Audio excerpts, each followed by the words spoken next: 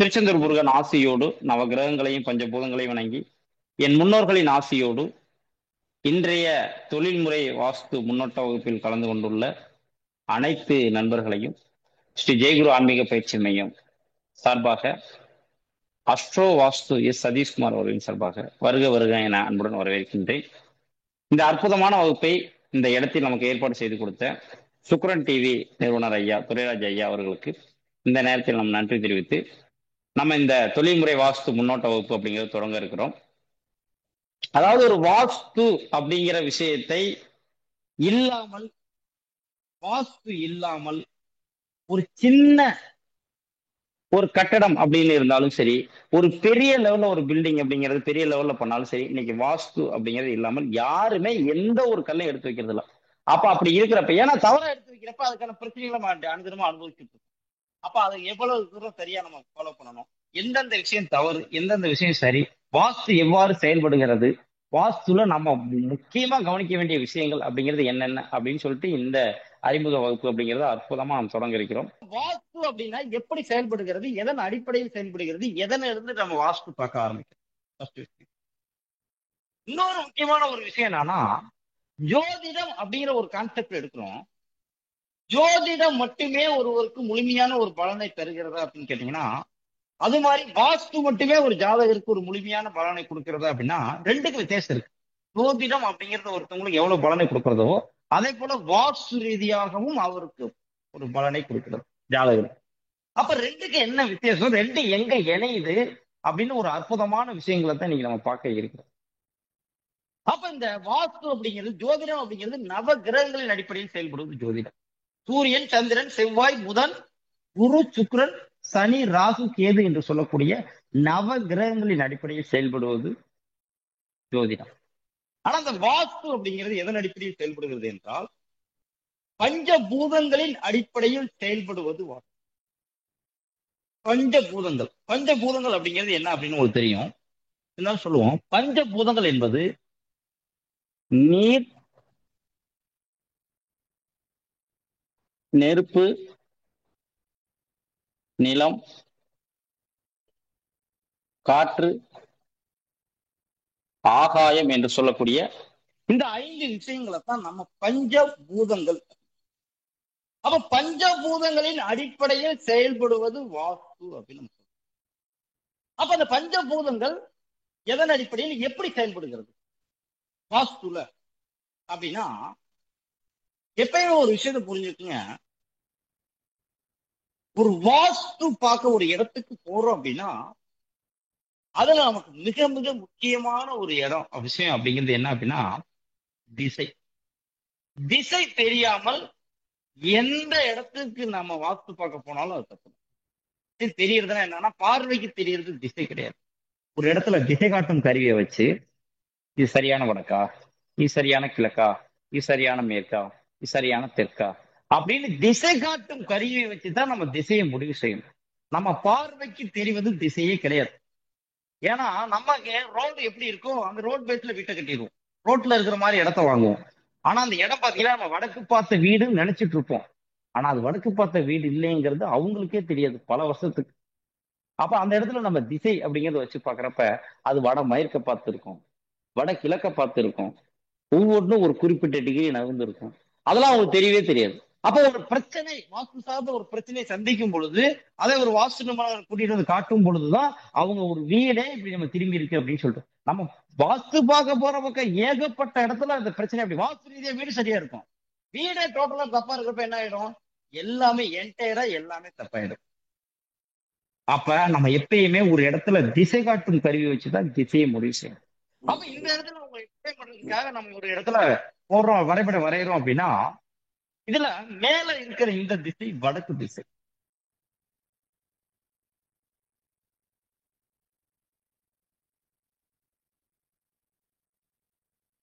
கீழே இருக்க இந்த திசை தெற்கு திசை, இந்த வலதுபுறம் இருக்க திசை கிழக்கு திசை, இந்த திசை மேற்கு திசை.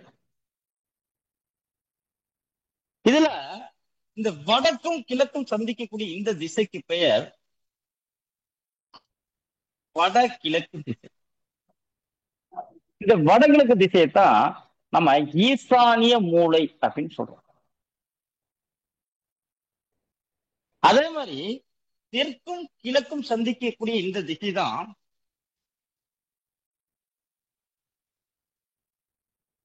தென் கிழக்கு திசை. இதை நம்ம அக்னி மூலை அப்படின்னு சொல்றோம். அதே போல தெற்கும் மேற்கும் சந்திக்கக்கூடிய இந்த திசை தென் மேற்கு திசை. இதை நம்ம நிருதி மூலை அப்படின்னு சொல்றோம். சில ஊர்ல இது கன்னி மூலைன்னு சொல்லுவாங்க, சில ஊர்ல இந்த குபேர மூலை அப்படின்னு சொல்லுவாங்க ஊர் வழக்கப்படி. அதே போல அந்த மேற்கும் வடக்கும் சந்திக்கக்கூடிய இந்த திசைக்கு பெயர் வடமேற்கு திசை. இத நம்ம வாயு மூலை அப்படின்னு. அப்ப திசை அப்படிங்கிறது இந்த இடத்துல 8 திசை அப்படிங்கிறது பிரிச்சிருக்கோம். இதுல இந்த பிரபஞ்சம், இந்த பூமி, நம்ம வாழ்கிற இடம், எந்த இடத்தில் இந்த பஞ்சபூதங்கள் அப்படின்னு சொல்லக்கூடிய இந்த 5 விஷயங்கள் இருக்கிறதோ அந்த இடத்தில் தான் ஒரு உயிர் அப்படிங்கிறது ஜனனமாகும். ஒரு உயிர் வாழ முடியும். நீர் இல்லாத இடத்தில் வாழ முடியுமா? நெருப்பு இல்லாத இடத்தில் வாழ முடியுமா? நிலம் இல்லாத இடத்தில் வாழ முடியுமா? அல்ல காற்று தான் இல்லாத இடத்துல வாழ முடியும். அப்ப இந்த பஞ்சபூதங்கள் இல்லாத இடத்தில் ஒரு உயிரே வாழ முடியாது. அப்ப எந்த இடத்தில் பஞ்சபூதங்களா இருக்கிறதோ அந்த இடத்துலதான் உயிர் அப்படிங்கிறது வாழும். அதனாலதான் இந்த பூமி அப்படிங்கிறதுல இந்த பஞ்சபூதங்கள் இருக்கிறதுனாலதான் நம்ம இங்க வாழ்ந்தோம். அப்ப இருக்கிறத சரியா பயன்படுத்தணும். ஒரு டாக்டர் மாத்திரை கொடுக்குறாரு, ஒரு நோய்க்கு மாத்திரை கொடுக்குறாரு அப்படின்னா அதை எந்நேரம் எப்ப வேணாலும் சாப்பிடக்கூடாது. மாத்திரை சாப்பிட்டா தான் நம்ம உயிர் வாழ முடியும், அந்த நோயிலிருந்து நிவர்த்தி பெற முடியும். அப்படின்னா அது எப்ப வேணாலும் சாப்பிடக்கூடாது. நைட்ல சாப்பிட்ற மாத்திரையை நைட்ல சாப்பிடணும், காலையில சாப்பிட்றத காலையில சாப்பிடணும், சாப்பாட்டுக்கு முன்னாடி சாப்பிட்றத சாப்பாட்டுக்கு முன்னாடி சாப்பிடணும், சாப்பாட்டுக்கு அப்புறம் சாப்பிட்றத அப்புறம் சாப்பிடணும். அது போலதான் இந்த இந்த இடத்துல நீர், நெருப்பு, நிலம், காற்று, ஆகாயம் அப்படிங்கிறது இருந்தாலும் அதை எங்கெங்க பயன்படுத்தணும் அப்படின்னு ஒரு விஷயம் இருக்கு. அப்ப சரியா பயன்படுத்தும் பொழுது வாஸ்து ரீதியா நம்ம வெற்றி பெறுகிறோம். அதுல தவறு செய்யும் பட்சத்தில் அது சார்ந்த பிரச்சனையை நம்ம சந்திக்கிறோம். அதன் சார்ந்த வாஸ்து சார்ந்த பிரச்சனைகளை நம்ம அனுதினமும் ஃபேஸ் பண்றோம். அப்ப இதை எப்படி சரியா பயன்படுத்துறது, எதன் அடிப்படையில் பயன்படுத்துறது அப்படின்னு ஒரு விஷயம். பஞ்சபூதங்களை யார எங்கெங்க அமர வைப்பது, இதுதான் வாஸ்து. வேற எதுவுமே இல்லை, ஒரே பயன். பஞ்சபூதங்கள்னு சொல்லக்கூடிய நீர், நெருப்பு, நிலம், காற்று, ஆகாயம் என்று சொல்லக்கூடிய 5 விஷயங்களை யார எங்கெங்க அமர வைக்க வேண்டும் அப்படிங்கிறத வாஸ்து. அப்ப இதுல பாருங்க, இந்த பூமி, இந்த பிரபஞ்சம் அப்படிங்கிறது எப்படி இருக்கு அப்படின்னா வட்ட வடிவில் இருக்கு சார்.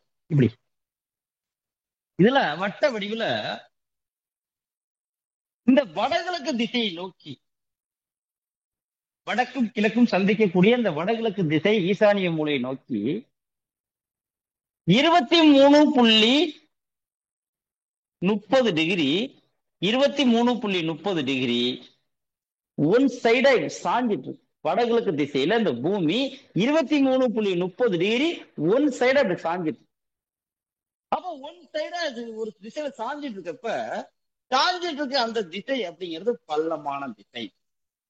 அப்ப எந்த திசையை நோக்கி சாஞ்சிட்டு இருக்கு அப்படின்னா வடகிழக்கு திசையை நோக்கி சாஞ்சிட்டு இருக்கு. அப்ப வடகிழக்கு திசை அப்படிங்கிறது பள்ளம்.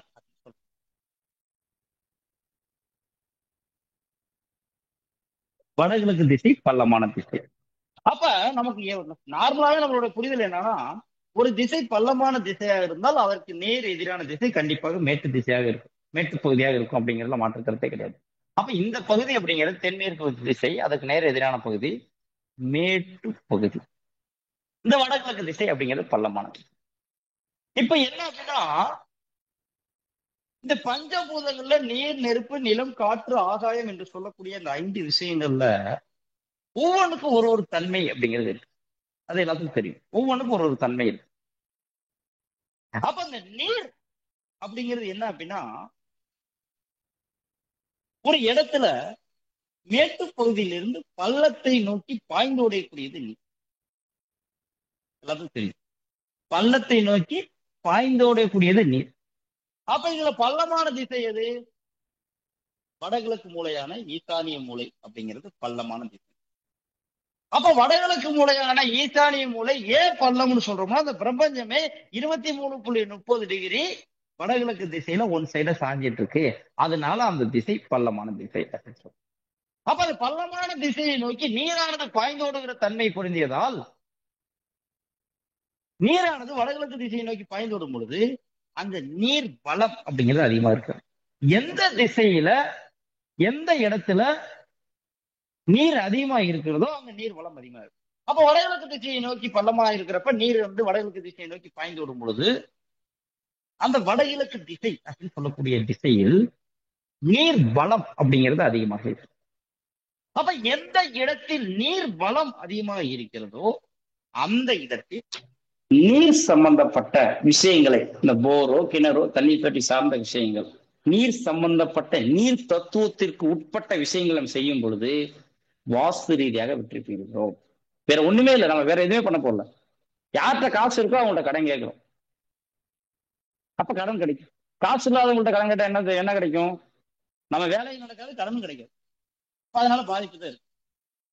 அப்ப நீர் பலம் அப்படிங்கிறது எங்க இருக்கு அப்படின்னா வடகிழக்கு திசை. அப்ப நீர் சம்பந்தப்பட்ட அனைத்து விஷயங்களும் ஒரு வீட்டுல வடகிழக்கு திசையில இந்த பள்ளமான திசையில நம்ம செய்யும் பொழுது வாஸ்து ரீதியாக வெற்றி பெறுகிறோம்.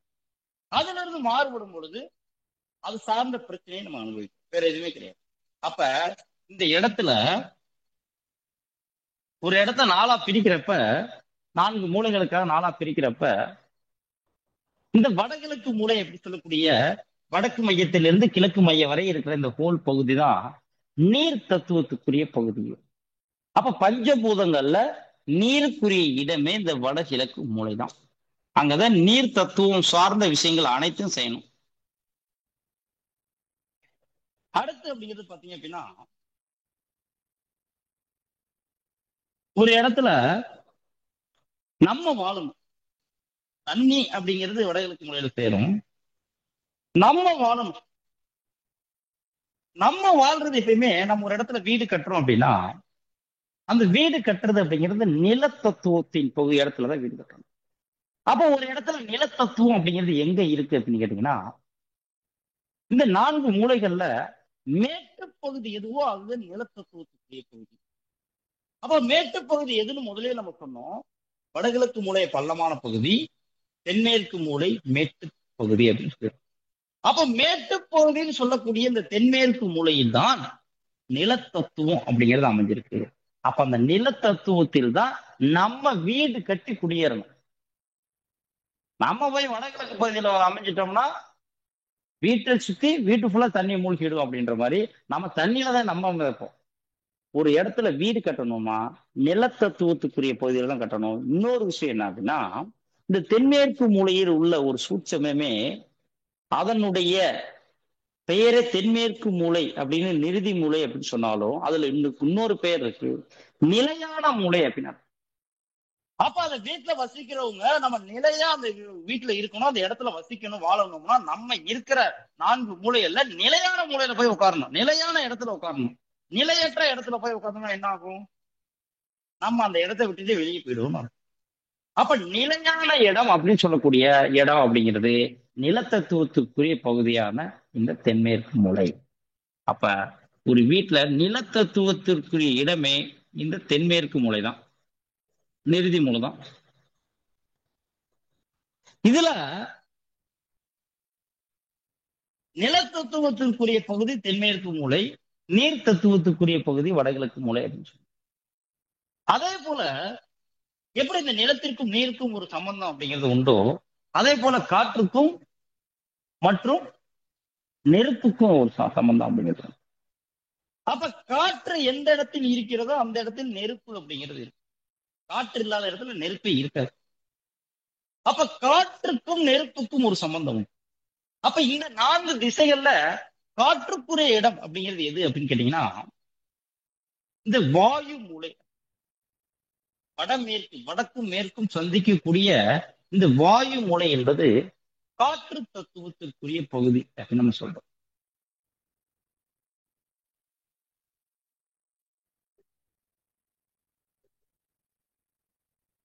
அதே போல இந்த தெற்கும் கிழக்கும் சந்திக்கக்கூடிய இந்த தென் கிழக்கு திசை அப்படிங்கிறது நமக்கு நெருப்பு தத்துவம் சார்ந்த விஷயம்.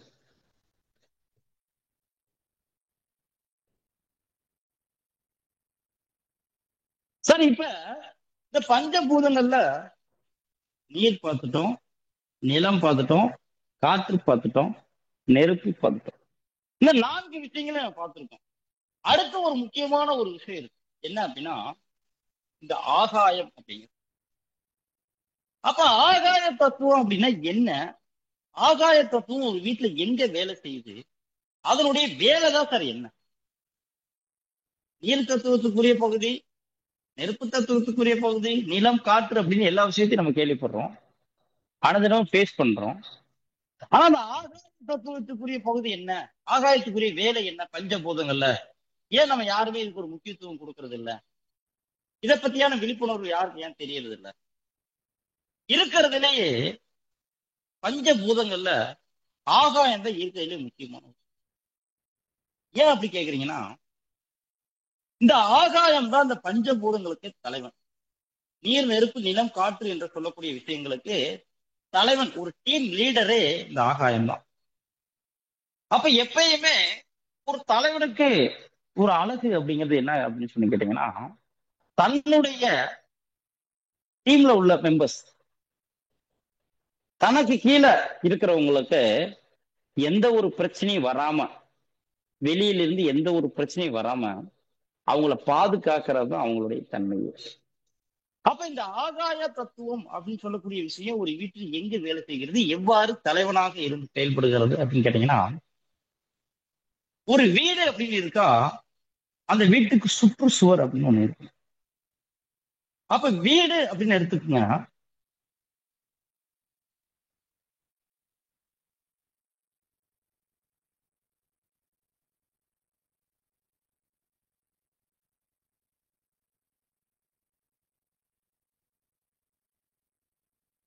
இது வீடுன்னு வச்சுக்கோங்க, இது இடம், இது காம்பவுண்ட் வால். ஒரு வீட்டுடைய காம்பவுண்ட் அப்படிங்கிறது இது.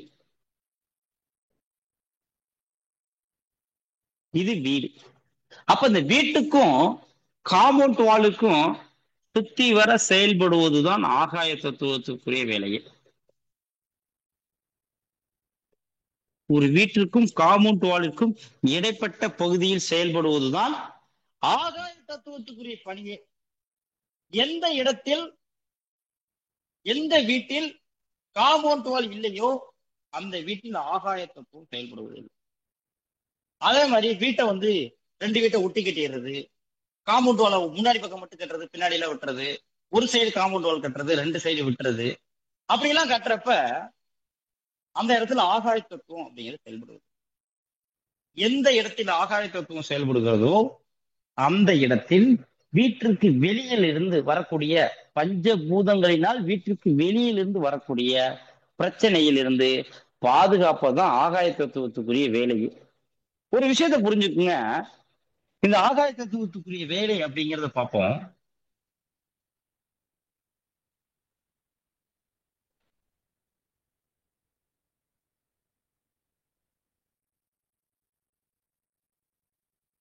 இது ஒரு ரோடு. முதல்ல சொன்னோம் மேல இருக்க திசை வடக்கு திசை அப்படின்னு சொன்னோம், கீழே இருக்க திசை தெற்கு திசை அப்படின்னு சொல்லிட்டோம். இதுல 3 மனை வடக்கு பார்த்த மனை இருக்குன்னு வச்சுக்கோங்க. 3 பிளாட் வடக்கு பார்த்த பிளாட், அதுல வீடு கட்டி குடியிருக்காங்க. இந்த 3 பிளாட்லயே காம்பவுண்ட் வால் இல்லை அப்படின்னு வச்சுக்கோங்க. ஏன்னா அதைத்தான் நம்ம பேசிட்டு இருக்கோம். 3 பிளாட்லயும் காம்பவுண்ட் வால் இல்லை. அப்ப 3 பிளாட்ல இப்படி ஒரு வீடு அப்படிங்கிறது இருக்கும். அப்ப 3 பிளாட்லயுமே தனித்தனியா ஒரு ஒரு வீட்லயும் தனித்தனி முறையில செப்டிக் டேங்க் இருக்கும், தனித்தனி முறையில போர் இருக்கும், தனித்தனி முறையில டாய்லெட் பாத்ரூம் இருக்கும், கிணறு இருக்கும், எல்லாமே தனித்தனியா இருக்கும். அப்ப ஒரு புரிதலுக்காக எடுத்துக்குவோம், ஒரு வீட்டுல ஒரு போர் மட்டும் எடுத்துக்கிறோம்னு வச்சுக்கோங்க. அப்ப இப்பதான் நம்ம பார்த்தோம். ஏன்னா போரை பத்தி ஏன் பேசுறோம்னா, போரை பத்தி இப்பதான் பார்த்தோம். ஒரு இடத்துல நீர் அப்படிங்கிறது வடகிழக்கு மூலையில தான், நீர் சம்பந்தப்பட்ட நீர் தத்துவம் சார்ந்த அனைத்து விஷயங்களும் வடகிழக்கு மூலையில் தான் அமைக்க வேண்டும் அப்படின்னு பார்த்தோம். அப்ப இந்த இடத்துல இந்த பிளாட், இது ஒருத்தவங்களோட பிளாட், இது ஒருத்தவங்களோட பிளாட், இது ஒருத்தவங்களோட பிளாட், இது ஏ அப்படின்னு வச்சுக்கலாம் பிளாட், இது பி அப்படின்னு வச்சுக்கலாம், இது சின்னு வச்சுக்கலாம். ஒரு எக்ஸாம்பிள் தான் சார். அப்ப இந்த ஏன்னு சொல்லக்கூடிய இந்த பிளாட்டுக்கு வடகிழக்கு மூலை அப்படிங்கிறது இதுதான் வடகிழக்கு மூலை. அப்ப இங்கதான் போர் அப்படிங்கிறது போட்டு.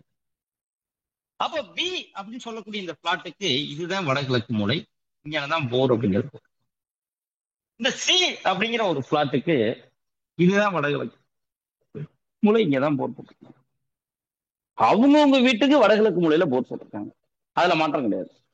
ஆனா இந்த பி அப்படின்னு சொல்லக்கூடிய பிளாட்ல போட்டிருக்க போரு ஏ அப்படின்ற பிளாட்டுக்கு வாயு மூலை, நல்லா பாருங்க. அதே மாதிரி இந்த சி பிளாட்ல போட்டிருக்க போர் அப்படிங்கிறது பி பிளாட்டுக்காரவங்களுக்கு வாயு.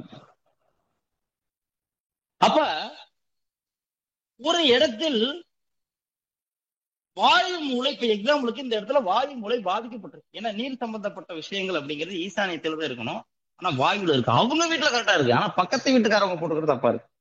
அப்ப ஒரு எக்ஸாம்பிளுக்கு ஒரு விஷயம் என்ன அப்படின்னா, எப்பயுமே ஒரு நீர் அப்படிங்கிறது வடகிழக்கு மூலையான ஈசானிய மூலையில தான் இருக்கணும். அப்படி இல்லாத பட்சத்துல அங்க இல்லை அப்படின்னா, அங்க இருந்து 108 அடி தாண்டி எங்க இருந்தாலும் அவங்களுக்கு பிரச்சனை வராது.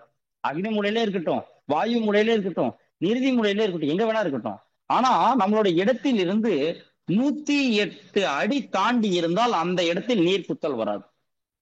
அப்ப 108 அடிக்குள்ள இருந்துச்சு அப்படின்னா கண்டிப்பா நீர் குத்தல் வரும். இது பிளாட்டே மொத்தம் 50-50 அடியில பிளாட் ஒரு நிலம் பிரிக்கிறதே இருக்கு. அப்ப கண்டிப்பாக இந்த இடத்துல நீர் குத்தல் அப்படின்னு சொல்லக்கூடிய இடம் அப்படிங்கிறது, கிணத்துக்கு எனக்கு போர் இருந்தா நீர் குத்தல் வரும், அது கிணறு எது இருந்தாலும் அது சார்ந்த பிரச்சனை வரும். சார் அப்ப ஒரு ஒரு திசையும் பாதிக்கப்படும் பொழுது இந்த இடத்துல வாயு மூலை பாதிக்கப்படுகிறது. வாயு மூலை பாதிக்கப்பட்டா ஒரு வீட்டுல குடல் சார்ந்த பிரச்சனை வரும், வயிறு சம்பந்தப்பட்ட பிரச்சனை வரும், டாக்குமெண்ட் பத்திரம் சார்ந்த பிரச்சனை வரும், சொத்து பிரிக்கிறதுல. அது இல்லாம வாயு மூலை என்பது கேது பகவானுடைய மூலை. ஒரு வீட்டுல வைரஸ் குடல் சம்பந்தப்பட்ட கேன்சர் வர்றதுக்கான வாய்ப்புகள் இருக்கு. அதே ஒவ்வொரு திசையும் பாதிக்கப்படும் பொழுது அந்த திசை சார்ந்த பிரச்சனை வரப்போகுது. அக்னி மூலை பாதிக்கப்பட்டிருக்கா, அக்னி மூலை பாதிக்கப்பட்டாலே கடன் பிரச்சனை வரும், தற்கொலை எண்ணம் வரும், கர்ப்பப்பை சார்ந்த பிரச்சனை வரும். அதே நிறுதி மூலை பாதிக்கப்பட்டா ஒரு ஆணுடைய கௌரவம் பாதிக்கப்படும், பெண் ஒழுக்க குறைபாடு ஏற்படும் வீட்டுல உள்ள பெண்ணுக்கு. அப்போ ஒரு ஒரு திசையும் பாதிக்கப்பட்டாலுமே அந்த திசை சார்ந்த பிரச்சனை வரப்போகுது அப்படிங்கிறதுல மாற்றுக்கிறது கிடையாது. அப்ப இந்த இடத்துல நம்ம என்ன பார்த்துட்டு இருக்கோம், வாயு மூலை பாதிக்கப்படும். அப்ப வாயு மூலை பாதிக்கப்பட்டா நம்ம வீட்டுல பிரச்சனை சார், வீட்டுல இருக்கவங்களுக்கு அது வீட்டுல ஏதாவது பிரச்சனை. அப்ப அதுல இருக்கிறப்ப ஒரு வீட்டுல வாஸ்து, நம்மளோட இடத்துல வாஸ்து பிரச்சனைனா நம்ம சூப்பரா சரி பண்ணிடலாம். அதனால 1,00,000 ரூபாய் வருமானம் வந்தாலுமே நமக்கு பாதிப்பு கொடுக்குற எதுவுமே இருக்கக்கூடாதுன்னு சொல்லிட்டு சரி பண்ணலாம். ஆனா பக்கத்து வீட்டுக்காரவங்க போட்டிருக்க போர்னாலோ பக்கத்து வீட்டுக்காரவங்க வச்சிருக்க செப்டிக் டேங்க்னால நமக்கு ஒரு பாதிப்பு அப்படின்னா அது எப்படி சார் கரெக்டா நம்ம அவங்கள போய் க்ளோஸ் பண்ண செய்ய முடியுமா? அப்ப இந்த இடத்தில் தான் ஆகாய தத்துவம் அப்படிங்கிறது வேலை செய்யுது. இந்த இடத்துல நம்ம ஒரு காம்பவுண்ட் வால் அப்படிங்கிறது நம்ம வீட்டுக்கு அமைக்கிறப்ப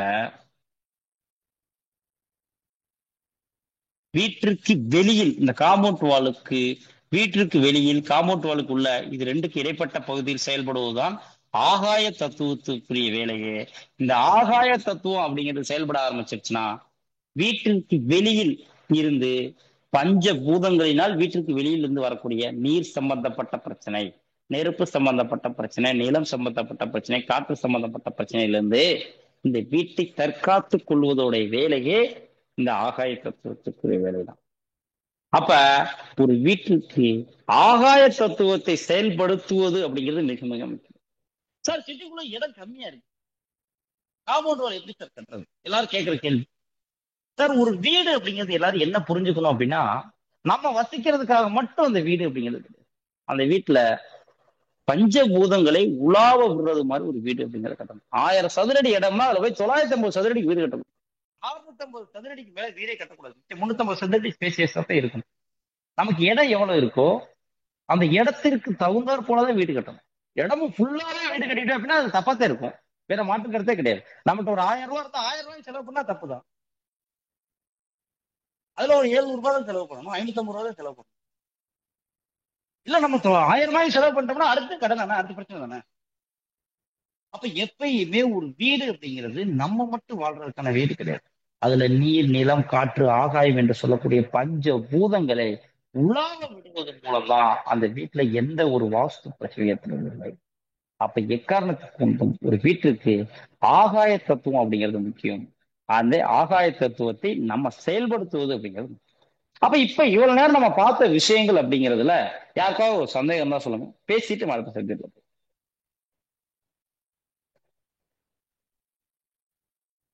எனக்கு புரியுதுங்களா சார்? புரியுதுங்க சார்.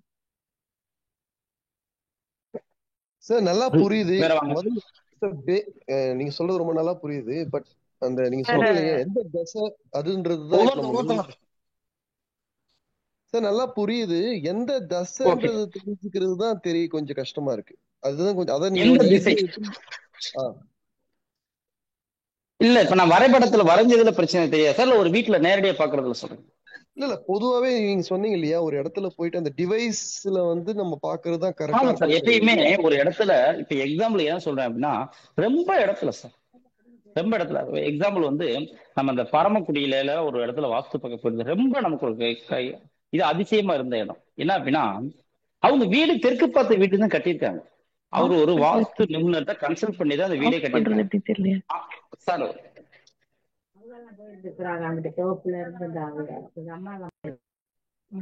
ஓகே. அப்ப ஒரு வாஸ்து நிபுணர்கிட்ட ஒரு பிளான் போட்டு தான் கட்டியிருக்காங்க. ஆனா அவங்க வீடு தெற்கு பார்த்த வீடுன்னு கட்டிட்டாங்க. நம்ம போயிட்டு அந்த வீட்டுல பாத்தீங்க அப்படின்னா 2 தடவை விபத்து அப்படிங்கிறது நடந்துச்சு, ஒரு ஃபயர் ஆக்சிடென்ட் நடந்துச்சு, எல்லாம் நடந்துச்சு. அப்ப ஒரு வாஸ்து நிபுணரா நம்மளை கான்டாக்ட் பண்ணி வர சொல்றாங்க. அந்த வீட்டுல போய் பாக்குறோம், அது டோட்டலா என்டையரா தெற்கு பார்த்த வீடே இல்லை, அப்படியே டில்ட் ஆகி தென் கிழக்க பார்த்து இருக்கு. அப்ப ஒரு திசை தென் கிழக்க பார்த்து இருக்கு அப்படின்னா, நம்ம தெற்கு அப்படின்னு நினைச்சிட்டு இருக்கிற இடமா தென் கிழக்கு, தென் கிழக்குன்னு நினைச்சிட்டு இருக்க இடம் எல்லாமே கிழக்கு, கிழக்குன்னு நினைச்சிட்டு இருக்கிறது எல்லாமே வடகிழக்கு, வடகிழக்குன்னு நினைச்சிட்டு இருக்கிறது எல்லாமே வடக்கு, வடக்குன்னு நினைச்சிட்டு வச்ச விஷயங்கள் எல்லாமே வடமேற்கு, வடமேற்குன்னு வச்ச இடம் எல்லாமே மேற்கு, மேற்குன்னு நினைச்சிட்டு இருக்கிறது எல்லாம் தென்மேற்கு, தென்மேற்கு அப்படின்னு நினைச்சிட்டு இருக்கிறதா தெற்கு. நான் சொல்ற கான்செப்ட் எல்லாரும் புரிய வருதுங்களா சார்? அப்ப எப்படி மாறிடுச்சுன்னு பாத்தீங்களா? அப்ப எல்லாமே ஒண்ணு தொட்டு ராஜநிலையில இருந்து, சமையல் அறையில இருந்து, பெட்ரூம்ல இருந்து, டாய்லெட் பாத்ரூம்ல இருந்து, எல்லாமே என்டையரா மாடிப்படியில இருந்து எல்லாமே தப்பாகும். செப்டிக் டேங்க்ல இருந்து, போர்ல இருந்து. நான் சொல்ற சப்ஜெக்ட் எல்லாம் புரிய வருதுங்களா சார் என்ன சொல்ல வரேன்னு சொல்லிட்டு? அப்போ ஒரு இடத்தில் நம்ம ஒரு இடத்துல வாஸ்து அப்படிங்கிறது பாக்குறோம் அப்படின்னா, அந்த இடத்துல திசை காட்டும் கருவியை வச்சுதான் ஃபர்ஸ்ட் திசையை முடிவு செய்யணும். அந்த திசையை முடிவு செஞ்சுதான் இந்த இடம் கரெக்டா இருக்கான்னு பார்த்தா இடம் வாங்குறதே வாங்கணும். அதுக்கப்புறம் வீடு அப்படிங்கிறது கட்டுறோம் அப்படின்னாலோ கரெக்டான திசை வடக்கு பார்த்து வீடு கட்டுறோம் அப்படின்னா, நம்ம வடக்கு பார்த்துதான் அந்த வீட்டை வந்து நம்ம கரெக்டா கட்டணும். வடக்கு பார்த்த வீடு நம்ம எதுவுமே பார்க்காம அப்படியே வடகிழக்கு பார்த்தோ நம்ம வந்து வடமேற்கு பார்த்தோ கட்டிடக்கூடாது. கரெக்டா கேம்பஸ் வச்சு அந்த வீடு அப்படிங்கிறது கரெக்டா வடக்கு பார்த்ததா நம்ம மால் பிடிக்கிறதே கரெக்டா பார்த்து பிடிக்கும். சொல்றது புரியுதுங்களா சார் எல்லாத்துக்கும்? யாரோ ஒரு 2 பேர் மட்டும் பேசுங்க. சார் வணக்கம் சார். வணக்கம் மேடம், சொல்லுங்க. சார் டவுன் எல்லாம் ரொம்ப கம்மியான இடம் தான் இருக்கும். ஒரு 600 ஸ்கொயர் அதான் நான் இப்ப உங்களை சொன்னேன். அதே 600 ஸ்கொயர் ஃபீட்ல ஃபீட் இருந்தா 350 இருந்து 400 ஸ்கொயர் ஃபீட் மேல வீடு கட்டக்கூடாது மேடம். ஒரு பிளாட்டுங்கிறது நம்ம 600 ஸ்கொயர் ஃபீட் சார் வருது. அதான் 600 ஸ்கொயர் ஃபீட் இருக்கு அப்படின்னா நம்ம கட்டுறது 350 இருந்து 400 ஸ்கொயர் ஃபீட் தான் வீடே கட்டணும்னு சொல்ல. அப்பதான் அந்த பஞ்சபூத தத்துவம் அப்படிங்கிறது கரெக்டா இருக்கும். நம்ம 600 சதுர அடியில 550 சதுர வீடு கட்டினா அது எப்படி இருக்கும்? பஞ்சபூதங்கள் எப்படி அதுல இருக்கு? கரெக்டா இருக்கு. ஓகேங்களா மேடம்? சரிங்க. அதே மாதிரி இந்த வீட்டுக்கு காம்பவுண்ட் வால் அப்படிங்கறது அமைக்கிறோம் அப்படின்னா, அந்த காம்பவுண்ட் வால் அப்படிங்கிறது கம்பி வேலி அமைக்கிறதோ தகர ஷீட் அமைக்கிறதோ கொஞ்சம் வெயிட் பண்ணிங்க மேடம். அப்ப அது வந்து கரெக்டா இருக்காது. எதுல வேணாலும் அமைங்க, எந்த மெட்டீரியல்ல வேணாலும் அமைங்க, அதுல பஞ்சபூதங்கள் ஊடுருவாத மாதிரி அமைக்கும். எப்படி இந்த இடத்துல இருந்து தண்ணி ஊத்துனா அந்த சைடு வரக்கூடாது, இந்த இடத்துல இருந்து நெருப்பா ஃபயர் பண்ணா அந்த சைடு வரக்கூடாது, அதே மாதிரி இந்த இடத்துல இருந்து காத்த பிரஸ் பண்ணா அந்த சைடு வரக்கூடாது. இது மாதிரி பஞ்சபூதங்கள் ஊடுருவாத வகையில நீங்க ரெடிமேட்ல அமைச்சாலும் சரி, செங்கல்ல அமைச்சாலும் சரி, கருணையில அமைச்சாலும் சரி, இன்டர்லாக்ஸ்ல அமைச்சாலும் சரி, எப்படி அமைச்சாலும் சரி, பஞ்சபூதங்கள் ஊடுருவாத ஒரு மெட்டீரியல் அமைக்கணும். ஓகே. இப்ப நம்ம இப்ப வரை பார்த்த அந்த பஞ்சபூதங்கள் அடிப்படையில் வாஸ்து எவ்வாறு செயல்படுகிறது அப்படிங்கிற விஷயத்துல யாருக்கும் சந்தேகம் இருக்கலாம். வாங்க. வணக்கம் மேடம், பேசுங்க சார். இப்போ கட்டுற வீட்ல எல்லாம் ஸ்பேஸ் மட்டும் விடுறாங்களேங்க சார், காம்பவுண்ட் வால் இல்லாம ஸ்பேஸ் மட்டும் விடுறாங்களேங்க சார். சுத்தி வர ஸ்பேஸ் ஸ்பேஸ் மட்டும் விடுறாங்களேங்க சார், பெயிண்ட் பண்ணலாம் அதுக்கெல்லாம் இடம் வேணும்னு சொல்லிட்டு ஸ்பேஸ் மட்டும் விடுறாங்க. அப்போ அதுக்கு காம்பவுண்ட் வால் அப்படிங்கிறது கண்டிப்பா காம்பவுண்ட் வால் அப்படிங்கிறது ஸ்பேஸ் மட்டும் எல்லாமே ஸ்பேஸ். அபார்ட்மெண்ட்டுக்குன்னு தனி வாஸ்து இருக்கு மேடம், அதை நம்ம பேசுவோம். ஓ சரி. நான் சொல்றது இண்டிவிஜுவல் ஹவுஸ். ஓகே, அடுத்து வாங்க. சார் இந்த போர்டில் ஒரு எக்ஸாம்பிள் சொன்னீங்களா சார்? ஆமா சார். சைட்ல நீர்வளம் ஃபர்ஸ்ட் பிளாட்டுக்கு வந்து சைட்ல இருக்கிறது வந்து வடகிழக்கு. ஆமா ஆமா. செகண்ட் பிளாட்டுக்கு வந்து அது வடமேற்கா மாறிடுது, அதானே சார் சொன்னீங்க? அது ஒரு இல்ல இல்ல சார், நான் என்ன சொல்றேன், ரெண்டாவது பிளாட்காரவங்களுக்கு இது அவங்களுக்கு வடகிழக்கு தான். ஆனா இந்த இந்த ரெண்டாவது பிளாட்காரங்களுக்கு இது வடகிழக்குனா ஃபர்ஸ்ட் பிளாட்காரங்களுக்கு இது வடமேற்கு அப்படின்னு சொல்ல வரேன். ஓகே ஓகே, புரியுதுங்களா சார்? அப்ப வடகிழக்குல போர் போடணும் அப்படின்னா எல்லா பேருக்கும் வடகிழக்குல தானே இருக்கணும். இதுல பாருங்க, ரெண்டாவது நம்பர் பிளாட்காரங்க வடமேற்கு ஆயிருது இல்ல. அதாவது ஃபர்ஸ்ட் ரெண்டாவது பிளாட்காரங்க போட்டிருக்க போர் ஃபர்ஸ்ட் பிளாட்காரங்களுக்கு வடமேற்கு ஆயிடுதுல சார். அப்ப எப்பயுமே ஒரு வீடு அப்படின்னு இருக்குன்னா அந்த வீட்டுல போர் அப்படிங்கிறது வடகிழக்கு திசையில் இருந்தால் எங்க இருந்தாலும் பிரச்சனை இல்லை. அந்த வடகிழக்கு திசையை தாண்டி எங்க போர் இருந்தாலும் அது 108 அடி தள்ளி இருந்தா தான் நமக்கு பிரச்சனை இல்லை. 108 அடிக்குள்ள இருந்தா நமக்கு பிரச்சனை தான். ஓகேங்களா சார்? நீர் குத்தல் அப்படிங்கிறது கண்டிப்பா பக்கத்து வீட்டுல இருக்கிறதுக்கு நமக்கு சம்மந்தமே இல்லையில சார். அதான் சார் சொல்றேன், பக்கத்து வீட்டுல இருந்தாலும் சரி எங்க இருந்தாலும் சரி நம்மளோட இடத்திலிருந்து 108 அடிக்குள்ள போரு கிணறு. அப்ப பக்கத்து வீட்டுல போய் கூட சொல்ல முடியாது. அதுக்கு தான் நம்ம அது காம்பவுண்ட் அமைக்கிறோம். நமக்கு வர செக்யூரிட்டிக்காக நம்ம அமைச்சுக்கிறோம். ஓகேங்களா சார்? லாக்டவுன் வந்துச்சு, கொரோனா வந்துச்சு, நமக்கு மாஸ்க் போட்டுக்கிட்டோம். அடுத்தவங்களுக்கு தும்ம கூடாது இரும கூடாது நம்ம சொல்ல முடியுமா சார்? கேக்குறேன். அதான் கேக்குறேன். இப்ப வந்து நம்ம காம்பவுண்ட் அமைச்சிட்டோம்னா அது தேவையில்லை நம்மளுக்கு. 107 அடி 108 அடி இருந்தாலும் தெரியாது. அதே ஒரு தோட்டம் இருக்கு சார், எக்ஸாம்பிள் சொல்றேன். ஒரு தோட்டம் இருக்கு, ஒரு தோட்டத்துல நம்மளோட இடம் தான் அது. நம்ம ஒரு போர் ஒண்ணு போட்டிருக்கோம். அப்ப தோட்டத்துக்குள்ள போர் அப்படிங்கிறது ஒரு கிணறு ஒண்ணு ஆல்ரெடி இருக்கு. நம்ம போய் கிணத்தை போய் மூட முடியாது. போரை கூட மூடிடலாம், கிணத்தை மூட முடியுமா சார்? அப்ப கிணறு இருக்கு, அப்ப நம்ம ஒரு வீடு கட்டுறோம். அப்ப கிணறுல இருக்கிறப்ப நம்ம ஒரு வீடு அப்படிங்கிறது கட்டுறப்ப நம்ம என்ன செய்யணும்? நம்ம ஒரு வேற திசையில ஈசானியத்துல இருக்கு, வடகிழக்கு திசையில அந்த கிணறு இருக்கு, பிரச்சனை கிடையாது. அதுவே மேற்கு திசையிலயோ தெற்கு திசையிலயோ அல்லது நமக்கு வடமேற்கு திசையில இருக்குன்னு வச்சுக்கோங்க. அப்புறம் போய் கிணத்தையும் மூட முடியாது, வீட்டையும் அங்க போய் கட்ட முடியாது, மாத்தி கட்ட முடியாது. இப்ப எக்ஸாம்பிள் சொல்றேன் பாருங்க. இப்ப ஒரு தோட்டம் இருக்குன்னு வச்சுக்கோங்க. ஒரே ஒரு நிமிஷம். இது ஒரு தோட்டம்னு வச்சுக்கோங்க, ஒரு பெரிய தோட்டம். அதுல இந்த இடத்துல உங்களுக்கு கிணறு இருக்குன்னு வச்சுக்கோங்க. இந்த இடத்துல இருக்கு. அப்ப இந்த இடத்துல கிணறு அப்படின்றது இருக்கப்ப நம்ம ஒரு வீடு கட்டுறப்ப நம்ம இதுல எங்கன வீடு கட்டினாலும் தப்பா தெரியும். கரெக்டுங்களா சார்? ஏன்னா ஈசானியத்துல கிணறு வராது எங்கன கட்டினாலும். அப்ப நம்ம என்ன செய்யணும்? நம்ம வீடுங்கிறது இங்க கட்டுறப்ப நமக்கு வாயு மொழியிலே கிணறு இருந்தாலும் நம்ம சுத்தி வர காம்பவுண்ட் வால் அப்படிங்கறத அமைச்சப்ப நமக்கு அந்த பிரச்சனைகள் நம்ம தப்பிச்சு. புரியுதுங்களா இல்லைங்களா சார்? புரிஞ்சு ஓகே ஓகே ஓகே. வேற யாராவது வாங்க. நடந்த விஷயங்கள்ல சந்தேகம் இருக்கிறவங்க வாங்க. பிளட் நம்ம அடுத்த சப்ஜெக்ட்ல பண்ணலாம் சார். இப்ப நீங்க சொன்னது ஃபுல்லா வந்து இண்டிவிஜுவல் பிளாட் அண்ட் ஹவுஸ் இது மட்டும் தான், கரெக்ட்டுங்களா? ஆமா ஆமா ஆமா ஆமா ஆமா.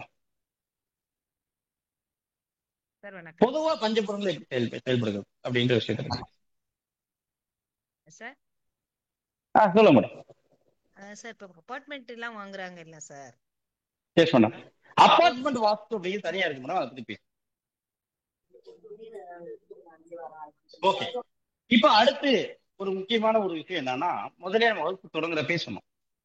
இந்த வாஸ்து அப்படிங்கிறது முழுக்க முழுக்க பஞ்சபூதங்கள் அடிப்படையில் மட்டுமே செயல்படாது, நவ கிரகங்களின் அடிப்படையிலும் வாஸ்து செயல்படும். அப்ப வாஸ்தில் நவ கிரகங்களுக்கு பங்கு இருக்கு அப்படிங்கிற ஒரு விஷயத்தை வகுப்பு நம்ம தொடக்கத்தில் இருப்போம்.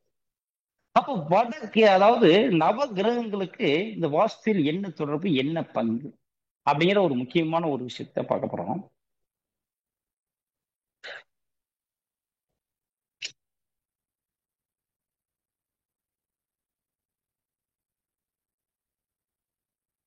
இதுல மேல இருக்க திசை முதலே பார்த்தோம், வடக்கு. கீழே இருக்க திசை தெற்கு, இந்த திசை கிழக்கு, இந்த திசை மேற்கு.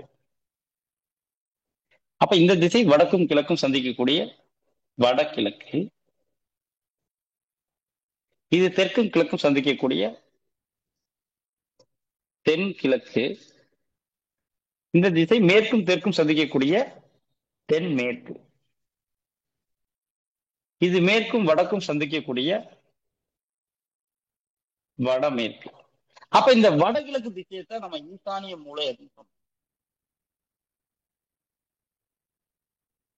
அதே மாதிரி இந்த திசை தென்கிழக்கு திசையைத்தான் நம்ம அக்னி மூலை அப்படின்னு சொன்னோம்.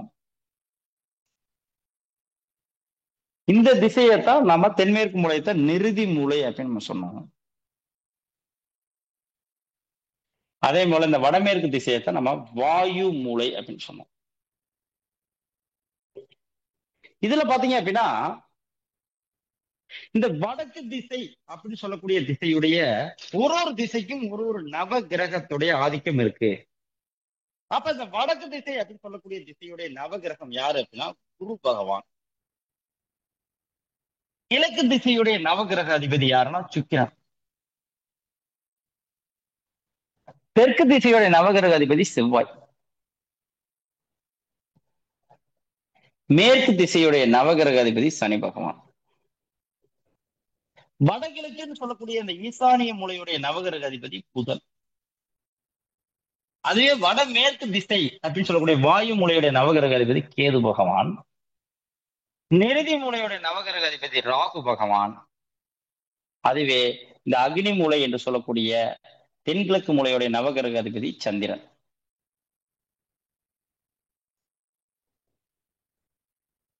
ஒரு இடத்துடைய மையத்துடைய நவகிரக அதிபதி சூரியன். சார், இப்ப ஒரு இடத்திற்கும் ஒரு நவகிரகத்தின் ஆதிக்கம் இருக்கு, நவகிரகத்தின் பங்கு அப்படிங்கிறது இருக்கு அப்படின்னு. அப்ப ஒரு இடத்திலும் ஒரு கிரகத்தோட ஆதிக்கம் அப்படிங்கிறது இருக்கு. இப்ப இந்த நவகிரகம் அப்படிங்கிறது இப்ப நம்ம கொடுத்ததோ என் முன்னோர்கள் கொடுத்ததோ கிடையாது. எல்லாரும் நவகிரக கோயில்களுக்கு போயிருக்கு. அந்த நவகிரக கோயில்கள்ல நம்ம என்ன இங்க கொடுத்துருக்கோமோ அதுதான் அங்க இருக்கும். வடக்கு திசையில குரு பகவான் இருப்பார். அந்த 9 நவகிரகம் அமைஞ்சிருக்க இடத்துல வடக்கு திசையில குரு பகவான் இருப்பார், தெற்கு திசையில செவ்வாய் இருக்கும், கிழக்கு திசையில சுக்கிரன் இருக்கும், மேற்கு திசையில சனி பகவான் இருப்பார், நடுவுல சூரியன் இருப்பார். வடகிழக்குல புதன், தென்மேற்குல ராகு, தென்கிழக்குல சந்திரன், வடமேற்குல கேது பகவான். அப்ப அங்க என்ன இருக்கோ அதை நம்ம கொடுத்துருக்கோம். அப்ப ஒரு திசையிலும் அந்த கிரகத்தின் ஆதிக்கம் அப்படிங்கிறது இருக்கு. அந்த கிரகத்துடைய வலிமை தான் அங்க செயல்படும் அப்படிங்கிறதுல எந்த மாற்றமும் கிடையாது. சார், இதன் மூலம் நம்ம என்ன சார் சொல்றோம் அப்படின்னு கேட்டீங்கன்னா, சார் எந்த இடத்தில் நான் சொல்ற விஷயத்தை நல்லா தெளிவா உள்வாங்க. எந்த இடத்தில் நவகிரகத்துல எந்த இடத்துல எந்த கிரகத்தோட இடத்துல, இப்ப எக்ஸாம்பிள் ஒரு புரிதலுக்காக எடுத்துக்கோ சார். ஒரு 2 பேர், ஒரு ரமேஷ்னு ஒருத்தர், சுரேஷ்னு ஒருத்தர், 2 பேர் இருக்காங்க வச்சுங்க. 2 பேரும் அண்ணன் தம்பி, உடன் பிறந்த சகோதரர், ரமேஷ் மற்றும் சுரேஷ் 2 பேர். இதுல 2 பேரும் பக்கத்துல ஒரு இடம் வாங்குறாங்க, கட்டின வீட்டை வாங்குறாங்க. 2 பேரும் ஒரே மாதிரி கட்டின வீட்டை பக்கத்துல வாங்க சார். கொஞ்சம் மட்டும் மீட் பண்ணிடுங்க. அப்ப 2 பேரும் பக்கத்துல கட்டின வீடு ஒரே மாதிரி கட்டின ஒரு வீடு வாங்குறாங்க, இண்டிவிஜுவல் ஹவுஸ். தனித்தனியா வாஸ்து ரீதியா எந்த ஒரு பிரச்சனையும் இல்லாம இருக்கு. ஒரே ஒரு வாஸ்து பிரச்சனை என்ன அப்படின்னா, வடகிழக்கு மூலையில அல்லது தென்கிழக்கு மூலையில அக்னி மூலையில. ரெங்கசாமி சார் மட்டும் கொஞ்சம் மீட் பண்ணுங்க, மீட் பண்ண திருப்பி அட்மிட் பண்றீங்க. அப்ப தென்கிழக்கு மூலை அப்படின்னு சொல்லக்கூடிய அக்னி மூலையில 2 வீட்லயுமே ஏதோ ஒரு தப்பு இருக்குன்னு வச்சுக்கோங்க. ஒரு புரிதலுக்காக எடுத்துக்குவோம். என்ன அப்படின்னா, சார் ரெங்கசாமி சார் என்ன சார் வேணும், கொஞ்சம் கோச்சுக்காதீங்க, தயவுசெய்து மீட் பண்றேன், திருப்பி எதுக்கு அட்மிட் பண்றீங்க, ஏதாவது கேள்வி இருந்தா பேசுங்க, இல்லாட்டி அட்மிட் பண்ணாதீங்க.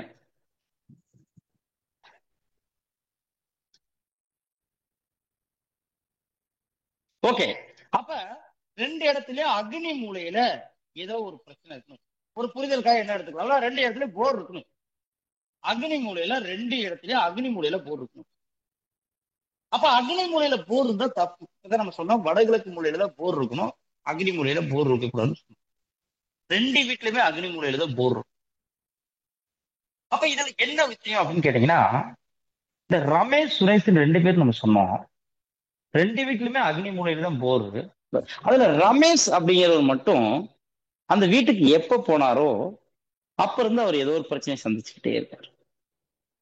பொதுவாகவே அக்னி மூலையில பிரச்சனை அப்படின்னாவே கடன் சார்ந்த பிரச்சனை, தற்கொலை என்ன வரும். அவங்க வீட்டை பார்த்தவொடனே டைரக்டா நம்ம போய் கேட்கலாம், உங்களுக்கு எவ்வளவு சார் கடன் இருக்கு, இந்த வீட்டுல யாராவது தற்கொலை அப்படிங்கிறது பண்ணாங்களா அப்படின்னு சொல்லிட்டு கேட்கலாம் டைரக்டாவே. அப்ப அந்த ரமேஷ் அப்படிங்கிறவருக்கு அந்த பிரச்சனை இருக்கு. ஆனா சுரேஷுக்கு எந்த ஒரு பிரச்சனையுமே கிடையாது.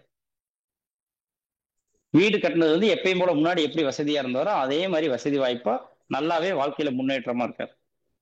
அப்ப என்ன அப்படின்னா, இவர் ஒரு வாஸ்து நிபுணரை கூப்பிட்டு வந்து ரமேஷ் காட்டுறாரு. அவருக்கு என்ன சொல்றாங்க அப்படின்னா, இந்த இடத்துல அக்னி மூலையில போர் இருக்கு சார், எக்காரணத்தை கொண்டு அக்னி மூலையில போர் வரக்கூடாது, இந்த இடத்துல வந்திருக்கு, அதை க்ளோஸ் பண்ணிடுங்க அப்படின்னு சொல்றாரு. அப்ப இவர் என்ன சந்தேகம் இந்த இடத்துல சார் வரும்? நம்மளுடைய சகோதரர் இதே மாதிரி வீடு வாங்கியிருக்காரு, அவருக்கு அக்னி மூலையில போர் தான், ஆனா அவருக்கு எந்த ஒரு பிரச்சனையும் இல்லை. வருமா வராதுங்களா சார்? யாரோ ஒருத்தவங்க பேசுங்க. வரும் சார், வரும் சார். கண்டிப்பா வரும். இந்த இடத்தில் தான் ஒரு நவகிரகம் வாஸ்து ரீதியாக சிறப்பாக செயல்படுகிறது. என்ன அப்படின்னு கேட்டீங்கன்னா, எந்த கிரகத்துடைய இடத்தில் வாஸ்து ரீதியாக நம்ம தவறு செய்கிறோமோ, நல்லா தெளிவா கவனிங்க, எந்த கிரகத்துடைய இடத்தில் நாம் வாஸ்து ரீதியாக ஒரு தவறு அப்படிங்கிறது செய்கிறோமோ, அந்த கிரகம் ஜாதகத்தில் ஜோதிடத்தில் அந்த ஜாதகருக்கு உச்சம் பெற்று வலிமை பெற்று இருந்தால், அந்த கிரகத்துடைய இடத்தில் தவறே செஞ்சாலும் அது ஒரு பாதிப்பை ஏற்படுத்துவது இல்லை. நான் சொல்ற விஷயம் புரியுதுங்களா சார்? மாறாக அந்த கிரகத்துடைய இடத்துல தவறு செஞ்சு ஜாதகத்திலையும் அந்த கிரகம் கெட்டிருந்தா அது நமக்கு மிகப்பெரிய ஒரு பிரச்சனையை நமக்கு கொடுக்கிறது. அதுவே அந்த கிரகம் ஒரு தசாவோ புத்தியோ எடுத்து நடத்தும் பொழுது அந்த வீட்டில் வசிக்க முடியாத ஒரு சூழ்நிலை உருவாகிறது அப்படின்னு சொன்னோம். வேற ஒண்ணும் இல்ல. இப்ப 2 வீட்டுல என்ன சொன்னோம்? தென்கிழக்கு மூலம் 2 வீட்லயுமே பாதிப்புன்னு சொன்னோம். ரமேஷ் வீட்லயும் பாதிப்பு, சுரேஷ் வீட்லயும் பாதிப்பு அப்படின்னு சொன்னோம்.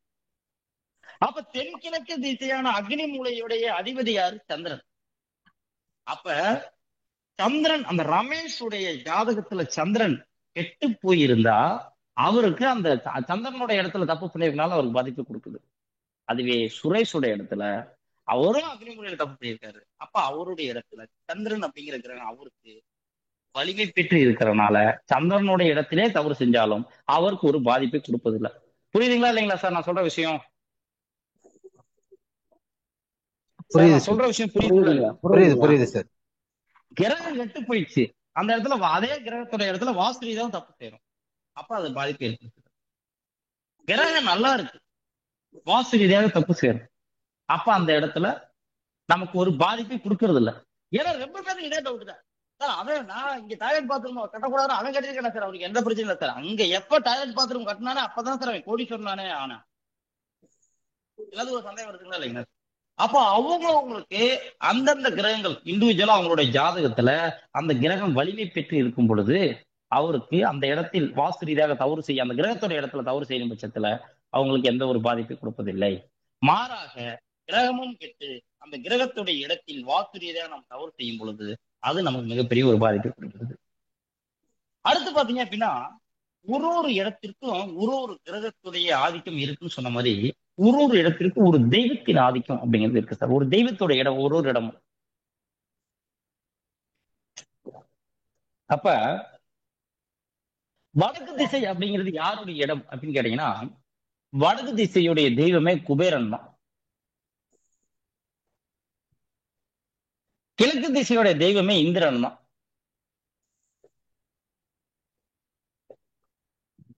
தெற்கு திசையுடைய தெய்வம் யமதர்மன்.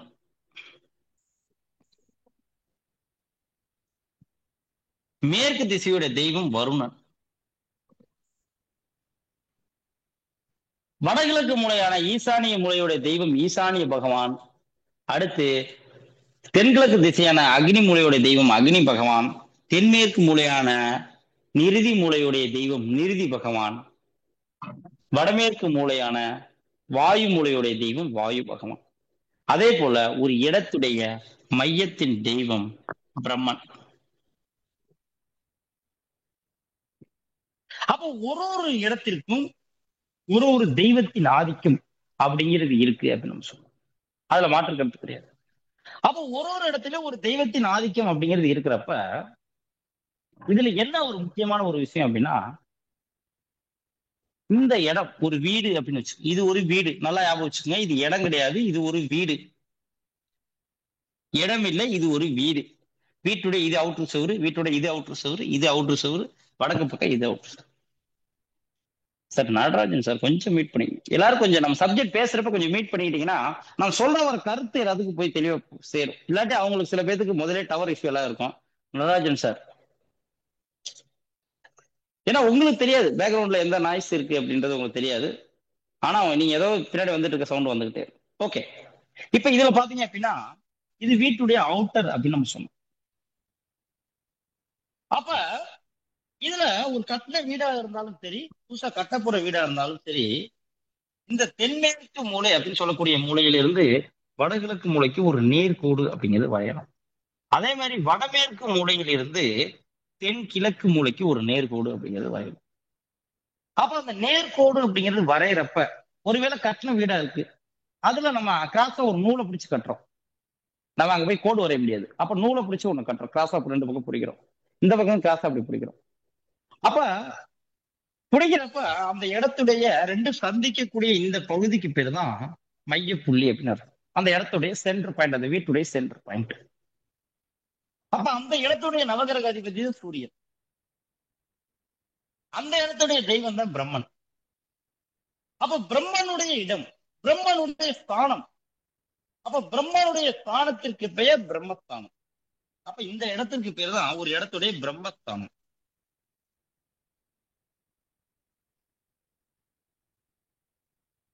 அப்ப எப்பயுமே பிரம்மஸ்தானம் அப்படிங்கிறது ஒரு இடத்துல பாதிக்கப்படுகிறது அப்படின்னு எப்பயுமே ஒரு தொழில்முறை, ஒரு வாஸ்து நிபுணர் நம்ம எடுக்கிற வகுப்பு தொழில்முறை வாஸ்து. அதனாலதான் தேவையில்லாத சப்ஜெக்ட் இல்லாம பிராக்டிக்கலா என்ன விஷயமோ அதை பத்தி பேசுது.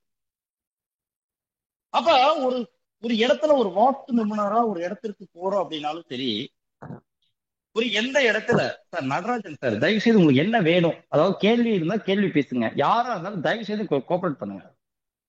ஒரு விஷயம் சொல்ல வர்றோம் அப்படின்னா டிஸ்டர்பன்ஸ் பண்ணிட்டே இருந்தா நம்ம சொல்ற விஷயத்த மறந்துடும், வேற விஷயத்துக்கு கன்வே ஆயிடும். அப்ப எப்பயுமே யாருமே டிஸ்டர்ப் பண்ணாதீங்க. உங்களை தான் நான் ஒரு 10 தடவை மீட் பண்ணிட்டேன், உங்களை சொல்லி ஒரு 3 தடவை மீட் பண்ணேன், சொல்லாம ஒரு தடவை 3 தடவை மீட் பண்றேன், திருப்பி ஏன் அன்மீட் பண்ணிக்கிட்டே இருக்கீங்க? இல்லாட்டி உங்களுக்கு சந்தேகம் இருந்தா நான் கேள்வி இருந்தா யாரு சந்தேகம் இருந்தாலும் கேளுங்கன்னு சொல்றேன். அப்ப கேட்காத பட்சத்துல தான் அடுத்த சப்ஜெக்டே போறோம். அப்ப தயவு செய்து அட்மிட் பண்ணாதீங்க.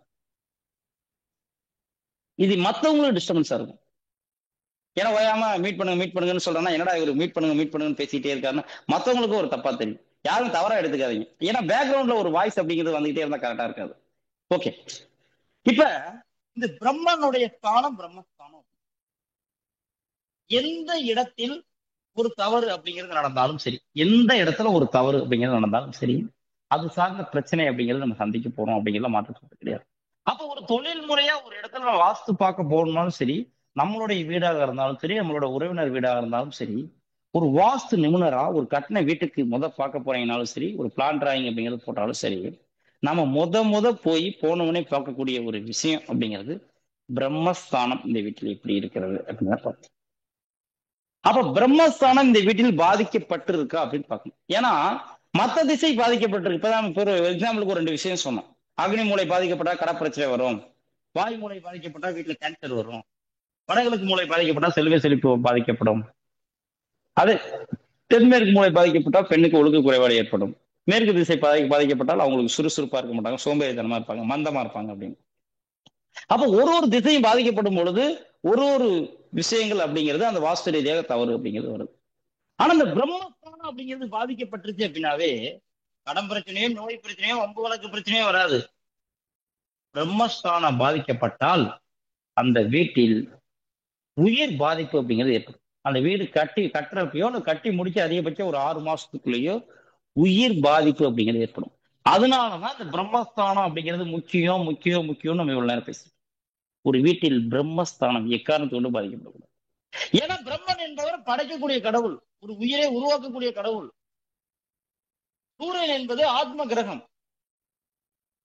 அப்போ சூரியன் என்பது ஆத்ம கிரகம், பிரம்மன் என்பது ஒரு உயிரை ஜனனம் செய்யக்கூடிய கடவுள். அந்த இடத்தில் நம்ம ஒரு தவறு செய்யும் பட்சத்தில் உயிர் சம்பந்தப்பட்ட பாதிப்பு அப்படிங்கிறது கண்டிப்பாக ஏற்படுகிறது. அப்ப உயிர் சம்பந்தப்பட்ட பாதிப்பு யாருக்கு ஏற்படுகிறது என்றால் சூரியன் என்றால் ஆத்ம கிரகம் அப்படின்னு சொன்னோம். அதனுடைய இன்னொரு பண்பு அப்படிங்கிறது என்னன்னு கேட்டீங்கன்னா ஆளுமை, நிர்வாகம் அப்படின்னா தலைமை அப்படின்னா. அப்ப யார் அந்த வீட்டை தலைமை பொறுப்பேற்று நிர்வாகம் பண்ணிட்டு இருக்காங்களோ, அந்த வீட்டை முதன்மையா இருந்து கட்டுறாங்களோ, வீட்டுக்கு முதன்மையான நபர்கள் யாரா இருக்காங்களோ அவங்களுக்கு உயிர் சம்பந்தப்பட்ட பாதிப்பு அப்படிங்கிறது வீடு கட்டி முடிக்கிறதுக்குள்ளேயோ அல்லது கட்டி அதிகபட்சம் ஒரு 6 மாசத்துக்குள்ளேயோ கண்டிப்பா உயிர் பாதிப்பு அப்படிங்கிறது ஏற்படும். அப்படிங்கிற மாற்றுக்கிறது கிடையாது. அப்ப அந்த பிரம்மஸ்தானம் அப்படிங்கிற ஒரு இடம் அப்படிங்கிறது ரொம்ப ரொம்ப சென்சிட்டிவான இடம். ரொம்ப நம்ம கவனமா இருக்கணும். ஒரு தொழில் முடிச்சு வாஸ்து பார்க்க போனவே ஃபர்ஸ்ட் பார்க்கறது பிரம்மஸ்தானம் எப்படி இருக்குன்னா பார்க்கணும். அப்ப பிரம்மஸ்தானம் பாதிக்கப்பட்டால் உயிர் சம்பந்தப்பட்ட பாதிப்பு அப்படிங்கிறது ஏற்படுகிறதுன்னு சொன்னோம். ஒரு மனிதனுடைய பிரம்மஸ்தானமே அவனோட தொப்புள் பகுதி தானே சார். அந்த தொப்புள் பகுதியில இருந்து பாதத்து வரையும் உச்சந்தலை வரை அளந்து பாருங்க, கரெக்டான மையத்துல இருக்கும். அதே மாதிரி வலதுபுறமும் இடதுபுறமும் கரெக்டா அளந்து பாருங்க, கரெக்டா மையத்துல இருக்கும். அப்போ ஒரு உயிர் அப்படிங்கிறது ஒரு மனிதனுக்கு தொப்புள் பகுதியில இருந்து தான் உயிர் அப்படிங்கிறது ஜானமாகும். அந்த இடம் எவ்வளவு சென்சிட்டிவான இடம் சார். ஒரு கை இருக்கு, கால் இருக்கு, ஏதோ ஒரு இடத்துல ஒரு கத்தியில பெருசா வெட்டுறீங்க, என்ன சார் ஏற்படும்? அதிகபட்சம் ஒரு ரத்தம் வரும், ஒரு தையலோ அல்லது ஒரு மேஜரா இருந்தா ஒரு ஆபரேஷனா பண்ணா சரியாகும். ஆனா அந்த தொப்புள் அப்படிங்கிற இடத்துல ஒரு சின்னதா ஒரு ஊசி வச்சு குத்தினாலுமே உயிர் அப்படிங்கிறது போயிடும். அவ்வளவு கூட ஒரு முக்கியமான பகுதி ஒரு வீட்டிற்கு, மனிதனுக்கு எப்படி தொப்புள் பகுதி முக்கியமோ அதே போலதான் ஒரு வீட்டிற்கு பிரம்மஸ்தானம் அப்படிங்கிறது முக்கியம். அப்ப அந்த பிரம்மஸ்தானம் எக்காரணத்தை கூட பாதிக்கப்படக்கூடாது. அப்ப பிரம்மஸ்தானம் பாதிக்கப்படுகிறது அப்படின்னா என்ன அர்த்தம் அப்படின்னா, இந்த கரெக்டா இந்த மையப்புள்ளி அப்படின்னு சொல்லக்கூடிய இடத்துல ஒரு செவுரோ ஒரு பில்லரோ அல்லது நேரத்துல ஒரு டாய்லெட் பாத்ரூமோ எக்காரணத்தை கொண்டு வரும். அப்படி வருது அப்படின்னா அந்த இடத்தில் பிரம்மஸ்தானம் பாதிக்கப்படுகிறது. கரெக்டா அந்த இடத்துல ஒரு பில்லர் வர்றது, ஒரு செவுரு வர்றது, அல்லது அந்த இடத்துல ஒரு டாய்லெட் பாத்ரூம் அப்படின்ற வந்துச்சுன்னா அந்த இடத்துல பிரம்மஸ்தானம் பாதிக்கப்படுகிறதுன்னு அர்த்தம். அப்ப அந்த இடத்துல வராத அளவுக்கு நம்ம ஒரு வீடு அப்படிங்கிறது அமைக்கணும். வந்துச்சுன்னா கண்டிப்பா அந்த இடத்த இடிச்சா சரி பண்ணணும். ஒரு வாஸ்து தவறு அப்படின்னாவே ஒண்ணு இடிச்சு சரி பண்ணணும், அதுக்கு கட்டி சரி பண்ணணும். அதுக்கு பரிகாரம் பண்ணியோ யாக வளர்த்தோ ஒரு வாஸ்து பிரச்சனையை சரி செய்ய முடியாது. வாஸ்து என்பதற்கு பரிகாரம் 0% தான். அப்போ ஒரு இடத்துல தவறு அப்படின்னாவே நம்ம அதை இடிச்சு சரி பண்ணணும் அல்லது கட்டி தான் சரி. அப்ப இந்த பிரம்மஸ்தானம் அப்படிங்கிற இடத்துல நாம எக்காரணத்துக்கு கொண்டு செவுரு வர்றதோ பில்லர் வர்றதோ டாய்லெட் பாத்ரூம் வர்றதோ எக்காரணத்துக்கு கொண்டு வரக்கூடாது. அந்த இடம் வந்து எங்க வேணாலும் வரலாம், ஹால்ல வரலாம், கிச்சன்ல வரலாம், பெட்ரூம்ல வரலாம், எங்க வேணா வரலாம். ஆனா அந்த இடத்துல செவுரு வராம காலியா சார். நான் சொல்ற விஷயம் எல்லாத்துக்கும் புரியுதுங்களா சார்? யாருக்கோ சந்தேகம் இருக்கிறவங்க வாங்க. இப்ப நம்ம இவ்வளவு நேரம் பார்த்த விஷயங்கள் சந்தேகம் இருக்கிறவங்க வாங்க.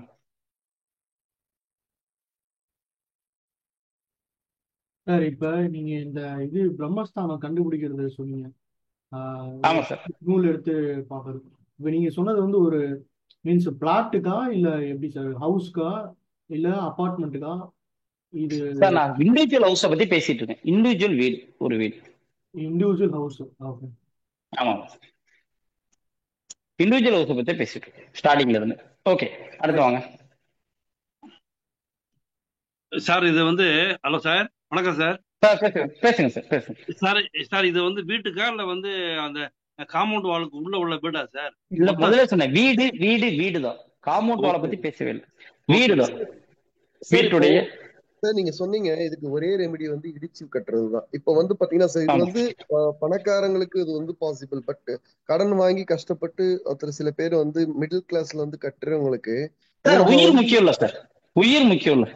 இது ஓகே இல்ல, நீங்க எல்லாமே அவங்களால இடிக்க முடியாது. அதுக்கு இப்போ ஒரே ஆப்ஷன் வாஸ்து பொறுத்தவரை இடிக்கிறது மட்டும்தான் ஆப்ஷன்ன்றது. அது ஆமா சார், இடிக்காம. அதாவது ஒரு விஷயத்த புரிஞ்சுங்க சார். இப்ப எல்லாமே என்ன போயிட்டு இருக்கு அப்படின்னா, 50 ஒரு 2 லட்ச ரூபாய் போட்டு இடிக்கிறதா அப்படின்னு சொல்லிட்டு யாரோ ஒருத்தவங்களை கூட்டு வந்து 50,000 ரூபாய் கூட்டு வந்து காப்பர் கம்பி எல்லாம் கீழே புதைக்கிறதா கேள்விப்படுறேன். ஓகேங்களா சார்? அதெல்லாம் ஒரு 0% கூட வேலை செய்யாது. எப்பயுமே ஒரு விஷயத்த புரிஞ்சுக்கணும். ஒரு இடம் தப்பா இருந்தா அதை இடிச்சு அல்லது கட்டிதான் சரி செய்யணும், வேற வழியே கிடையாது. மனிதன் ஒரு இடத்துல ஒரு காயம் ஏற்படுகிறது அல்லது ஏதோ ஒரு இடத்துல ஒரு இது சரியில்லை, அந்த இடத்துல ஆபரேஷன் பண்ணி அறுத்து சரி பண்ணி தானே சார் சரி பண்றோம். ஓகேங்களா சார்? புரியுது. எப்பயுமே ஒரு வாஸ்து ரீதியாக ஒரு தப்பு இருந்தா அதை இடிச்சுதான் சரி செய்யணும். சார் இன்னொரு கேள்வி சார். சார் சொல்லுங்க சார். சார் பிரம்மஸ்தானத்துல வந்து சாமி ரூம் இருக்கலாமா? எல்லா அறையும் இருக்கலாம். சொன்ன விஷயத்த மட்டும் விட்டுருங்க. 3 விஷயம் சொல்லியிருக்கேன். செவுரு வரக்கூடாது, அந்த இடத்துல ஒரு பில்லர் வரக்கூடாது, அந்த 3 எல்லா கேட்டகரியும். சார் இந்த பிரம்மஸ்தானம் சொல்ற நீங்க இடத்துல ஊஞ்சல் தொங்க விடலாமா? சார் அதெல்லாம் செவுரு இல்ல சார், கீழே எல்லாம் எதுவுமே இல்ல. ஓகே ஓகே நான் செவரு இல்லை, நான் அதாவது நான் என்ன சொல்றேன்னா அதை விட்டு அதை தாண்டி 100 200 விஷயங்கள் கூட இருக்கு. அதை விட தாண்டி ஓகேங்களா சார். கிச்சன் இருக்கு, பெட்ரூம் இருக்கு, அடுத்து பூஜை அறை இருக்கு, அடுத்து டைனிங் இருக்கு, எல்லாமே இருக்கு. அதை தாண்டி 100 விஷயம் இருக்கு. நான் சொல்றது 3 விஷயம் வரக்கூடாது. அதுல பில்லர் வரக்கூடாது, செவுரு வரக்கூடாது, பிரம்மஸ்தான இடம் காலியா இருக்கணும், பாறை ஏற்றக்கூடாது, அவ்வளவுதான். ஓகே, சார் அந்த அடுத்து வாங்க சார். பிரம்மஸ்தானத்துல பூஜை அறை வரலன்னு சொன்னீங்க. ஆமா சார், ஆமா மேடம். அப்போ அது வந்து செவர் இல்லாம எப்படி பூஜை அறை இல்ல சும்மா நம்ம ஒரு டேபிள் போட்டா பூஜை அறை வைக்கலாமா இல்ல ஒரு அப்படி கபோர்டு சொல்ல மாதிரி? மேடம். இப்ப எக்ஸாம்பிள் வந்து இப்ப இந்த இடத்துல பூஜை அறை அப்படிங்கிறது இப்படி கட்டியிருக்கீங்க, அப்ப பூஜை அறைக்குள்ளதானே இருக்கு. அது செவரு வரக்கூடாதுன்னு செவுரு சொன்னீங்கல்ல, அதை தாண்டி செவுரு வருது, அதை தாண்டி செவுரு வரலாம் மேடம். அந்த இடத்துல தானே வரக்கூடாது, அந்த இடத்துல தானே இப்படி வரக்கூடாது. அதை தாண்டி 1 அடியில 2 அடியில வரலாம் தானே.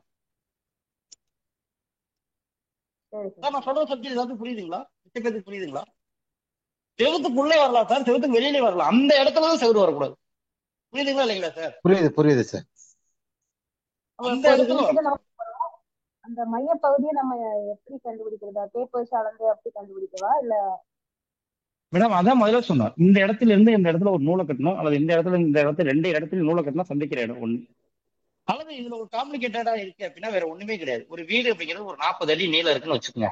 இந்த சைடு ஒரு ஒரு 36 அடி இருக்குன்னு வச்சுக்கோங்க. 40 36 வீடு இருக்குன்னு வச்சுக்கோங்க. வேற ஒண்ணுமே இல்லை. அப்ப 40 அடி நீளத்துக்கு பகுதி சென்டர் அப்படிங்கிறது 20 அடி. அதே மாதிரி 36 அடிக்கு சென்டர் 18 அடி. இந்த 18 அடியும் இந்த 20 அடி சந்திக்குதான்னு மட்டும் பார்க்கணும். சந்திக்கிற இடத்துல வந்து செவுரு வரக்கூடாது, அவ்வளவுதான். புரியுதுங்களா இல்லைங்களா மேடம்? புரியுது சார், நல்லா புரியுது. ஓகே, வேற யாருக்காவது பார்த்த விஷயத்துல சந்தேகம் இருக்கிறோம்? அது எப்படி சார்? இது 46 அடியில 40 அடியில வந்து 20 அடி சென்ட்ரல் இருக்கக்கூடாது. ஆமா சார், மொத்த ஒரு நீளத்துல பகுதியில செவுரு வரக்கூடாது. அதே மாதிரி இந்த இடத்துலயே மொத்த அகலத்துல பகுதியில செவுரு வரக்கூடாது. அப்படி செவரே வந்துட்டாலும் அது 2 சந்திக்கிற இடத்துல போய் செவுரு வந்துடக்கூடாது. அதான் 1 அடிக்கு முன்னாடி பின்னாடி வைக்கலாம் சார். அதை வச்சுக்கலாம், அவ்வளவுதான். சார் வணக்கம் சார். வணக்கம் சார், சொல்லுங்க. கொஞ்சம் எக்ஸ்டெண்ட் பண்ணி கட்டுனா சரியாயிருங்களா? புரியல சார்.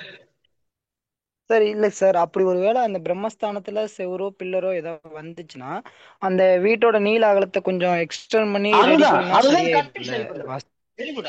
அது பேர் தான் கட்டி சரி பண்றது. இந்த இடத்துல வந்துருச்சு, செவுரு வந்துருச்சு, இந்த இடத்துல நம்ம எதுவுமே பண்ண முடியல. இது 40 அடி, ஒரு 5 அடி எக்ஸ்டெண்ட் பண்றோம், 45 அடி. அப்ப 45 அடி எக்ஸ்டெண்ட் பண்றப்ப இங்க இருக்கிற மையம் இங்க வந்துடும், 2 அடி தள்ளி வந்துடும். ஏன்னா 45 பகுதி 22 அப்ப இங்க பிரம்மஸ்தானம் ஆயிடும். அப்ப நம்ம பிரச்சனை இல்லை. ஒருவேளை இங்கிட்டு வர செவத்துல வருது அப்படின்னா இந்த 36 அடி எக்ஸ்டெண்ட் பண்றோம், 39 அடின்னு வைக்கிறோம். அப்ப இங்கிட்டு வர்றப்ப இங்க ஒரு 1.5 அடி தள்ளி பிரம்மஸ்தானம் வந்துருமா சார்? அதுதான் கட்டி சரி செய்யுது. இடிச்சு சரி செய்யறது ஒரு கான்செப்ட்னா கட்டி சரி செய்யறது இன்னொரு concept. Thank you sir. Thank you sir. வேற யாராவது வாங்க. போர்ட்டிக்கே கூட எடுத்துக்கலாம்ல சார்? போர்ட்டிக்கு கவரா இருந்தா கண்டிப்பா எடுக்கணும். போர்ட்டிக்கே வீட்டோட மொத்தமா ஸ்கொயரா இருக்குன்னா கண்டிப்பா எடுத்துக்கணும். கண்டிப்பா அது வந்து எடுக்கலாம். கண்டிப்பா எடுக்கணும். ஓகே சார் இந்த நம்ம வீட்டுல இப்ப வந்து நம்ம ஜன்னல் எல்லாம் அமைப்பெல்லாம் இருக்கும். ஆனா இன்னொன்னு பிரம்மசூத்திரம் யமசூத்திரம் சொல்லிட்டு நம்ம 4 திக்குக்கும் அந்த ஏர் ஹோல் மாதிரி குட்டியா வந்து செவத்துல வந்து நம்ம ட்ரில் பண்ணி அதெல்லாம் விட்டுருக்க மேடம். நம்ம பார்த்த சப்ஜெக்ட்ல மட்டும், ஏன்னா பார்க்காத வாஸ்துல அதிக விஷயம் இல்லை. 1% பார்த்துருக்கோம். அதுல உள்ள சந்தேகத்தை மட்டும் கேளு. பார்த்த விஷயத்துல மட்டும் சந்தேகங்கள். சார் இப்ப இந்த இது கணக்கு எடுக்கிறது வந்து எப்படி? வாசல்ல இப்ப ஒரு சைடோட வாசல்ல இருந்து அடுத்த சைடு, இப்போ இந்த சைடோட வாசல்ல இருந்து அடுத்த சைடு அப்படியா இல்ல காம்பவுண்ட் வால்ல இருந்து எடுக்கணும்? சார் காம்பவுண்ட் வால்ல இருந்து எடுக்கக்கூடாது சார். வீட்டுடைய கிழக்கு எண்டு, வீட்டுடைய மேற்கு சுவர், வீட்டுடைய தெற்கு சுவர், வீட்டுடைய வடக்கு சுவர், இதுதான் மொத்தம் நம்ம டென்ட். காம்பவுண்ட் வாலை பத்தி பேசலாம், நம்ம வீடு அதை நம்ம தெளிவா சொன்னேன். இது வீடு அப்படின்னு சொல்லிட்டு. ஓகே, வேற யாராவது வாங்க. இப்ப நான் பார்த்த விஷயத்துல சந்தேகம் இருக்கிறவங்க அப்படின்னா அடுத்த சப்ஜெக்ட்ல போயிடலாம். ஓகே சார், கொஞ்சம் மீட் பண்ணீங்க, எல்லாரும் மீட் பண்ணீங்க. நம்ம அடுத்த ஒரு விஷயம், முக்கியமான ஒரு விஷயம் பார்க்க போறோம். எல்லாருக்கும் தயவுசெய்து கொஞ்சம் மீட் பண்ணி.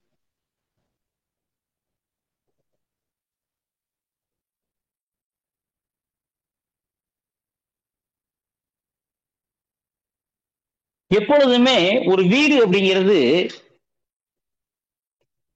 நமக்கு அன்றாடம் நம்ம ஒரு வீட்டுல வசிக்கிறோம். நம்மளுடைய வாழ்க்கை அப்படிங்கிறதே முக்கிய. ரொம்ப ஒரு இடத்துல ஒரு 70-80% வந்து முழுசா நம்ம ஒரு ஸ்பெண்ட் பண்ற இடமே ஒரு வீடு, ஒரு வாழ்க்கை அப்படிங்கிறது. அப்ப எப்பயுமே அந்த இடம் அப்படிங்கிறது ஒரு யோகமான இடமாக இருக்கும். ஒரு வீடு அப்படிங்கிறது, அந்த வீட்டுக்கு போனேன்ப்பா, கடை வாங்கிட்டே வீட்டை கட்டினேன், அந்த வீட்டுக்கு போனதுல இருந்து 2 இடத்த வாங்கணும், அதை வாங்கணும், இதை வாங்கணும், ரொம்ப ஒரு நல்ல சுபகாரியங்கள் 2-3 பேத்துக்கு டக்கு டக்குன்னு நடந்துச்சு. ஒரு இடம் அப்படிங்கிறது நல்ல யோகமான இடமாக இருந்தது. எப்ப இந்த வீட்டுக்கு வந்தோமோ அதுல இருந்து தரித்திரியமா தான் சார். ஒரு 10 ரூபா தங்க மாட்டேங்குது, பிரச்சனை மேல பிரச்சனை. அவ்வளோ 1 கோடி ரூபாய்க்கு ப்ராஜெக்ட் பண்ணிட்டு இருந்தோம், இப்ப 1 லட்சம் ரூபாய்க்கு ப்ராஜெக்ட் பண்றதுக்கு ரொம்ப நம்ம ஸ்ட்ரகிள் ஆகும். அப்போ ஒரு வீடு அப்படிங்கிறது கட்டுறோம் அப்படின்னாலும், இடம் வாங்கணும் அப்படின்னாலும், எப்பயுமே அந்த வீடு அப்படிங்கிறது நமக்கு ஒரு யோகத்தை கொடுக்கணும். எப்பயுமே வாஸ்துப்படி சரியாக அமைஞ்சாலும் அந்த வீடு அப்படிங்கிறது நமக்கு ஒரு யோகமான வீடாக இருக்கணும். பாதிப்பை கொடுக்கக்கூடிய, பிரச்சனையை கொடுக்கக்கூடிய ஒரு வீடாக எக்காரணத்தை கொண்டு அமைஞ்சிடக்கூடாது. அப்போ ஒருத்தவங்க ஒரு யோகமான வீடு அப்படிங்கிறது அமைப்பது எப்படி, யோகமான திசையில் ஒரு மனை, ஒரு இடம் வாங்குறது அப்படிங்கிறது எப்படி. ஒருத்தவங்க எப்பயுமே அவங்களுக்கு யோகத்தை கொடுக்குற ஒரு திசையுடைய மனையை தான் நம்ம வாங்கணும். யோகத்தை கொடுக்குற ஒரு திசையில தான் அவங்க தலைவாசல் அப்படிங்கிறத அமைக்கணும். அப்ப ஒரு ஜாதகருக்கும் யோகமான திசை எது, பாதகமான திசை எது அப்படின்னு நம்ம வீடு கட்டுறதுக்கு முன்னாடியே நமக்கு தெரியணும். ஃபர்ஸ்ட் இடம் வாங்குறதுக்கு முன்னாடி இது முழுக்க ஒரு வீட்டுக்கு தலைவாசல் வைக்கிறது. அப்ப யோகமான திசையில தான் தலைவாசல் அப்படிங்கிறத வைக்கணும். அப்ப ஒரு வீட்டுல 5 பேர் வச்சுக்கிறாங்க சார், 4 பேர் இருக்காங்க, யாருக்கு சார் பார்க்கணும், எல்லாத்துக்கும் பார்க்க முடியுமா அப்படின்னா, ஜோதிடம் இதுல இருக்கிறவங்க எக்காரத்தை கொண்டு எப்படியாவது ஒரு 80% ஜாதகம் அப்படிங்கிறத படிச்சவங்களா இருப்பீங்க, படிக்காதவங்களா இருந்தாலும் பிரச்சனை இல்லை. இதுல வீடு அப்படிங்கிறது பாத்தீங்கன்னா ஒவ்வொருக்கும் ஒரு காரகத்துவங்கள் அப்படிங்கிறது இருக்கு. இதுல வீடு கட்டிடம்னு எடுத்துக்கிட்டாங்கன்னாவே, வீடு கட்டிடம் என்றால் அதற்கு பேர் சுக்கிரன் என்று அர்த்தம். வீடு கட்டிடம் என்றாலே அது சுக்கிரன் என்று பொருள். அதே போல ஒரு இடத்திற்கு, ஒரு வீட்டுல கணவன் மனைவி குழந்தைகள்னு இருக்காங்கன்னா அதுல மனைவியின் பெயர் சுக்கிரன் அர்த்தம். ஜாதக ரீதியா மனைவி என்றால் சுக்கிரன், வீடு என்றால் சுக்கிரன். அப்போ ஒரு இடத்துல வீடு அப்படிங்கிறது கட்டுறோம் அப்படின்னாவே அது மனைவியோட யோகத்துக்கு தான் வீடுங்கிறது அமைக்க முடியும், அமைக்கணும். அதனாலதான் ரொம்ப பேர் கல்யாணம் பண்ணிட்டு வீடு கட்டுறது, வீடு வாங்குற விஷயமே அமைகிறது.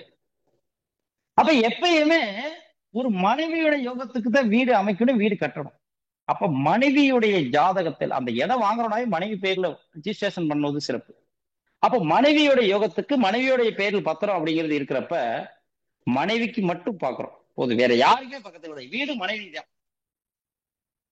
அப்ப மனைவியுடைய யோகத்துக்கு பார்க்கணும். ஒருவேளை மனைவியுடைய பேரில் பத்திரம் பதிவு செய்ய முடியாத பட்சத்தில், கணவருடைய பேர்லயோ மற்றவங்க பேர்லயோ தான் பதிவு செய்யற மாதிரி சூழ்நிலை இருக்கிற பட்சத்தில், மனைவிக்கு கண்டிப்பா பார்க்கணும் யோகத்துக்கு. பத்திரம் அவங்க பேர்ல இருக்கனால அவங்களுக்கு ஒரு தடவை பார்க்கணும். மனைவிக்கு பத்திரம் இருந்தாலும் இல்லாட்டி அவங்களுக்கு பார்க்கணும். பத்திரம் மனைவி பேர்ல இருந்தா மனைவிக்கு மட்டும் பார்த்தா போது, வேற யாருக்கும் பார்க்க தேவை.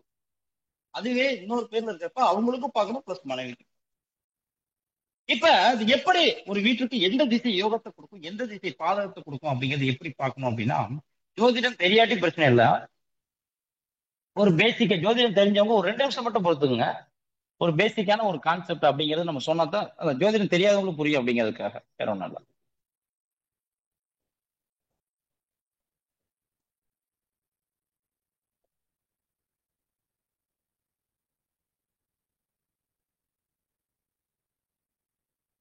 இது ஒரு ராசி கட்டம்.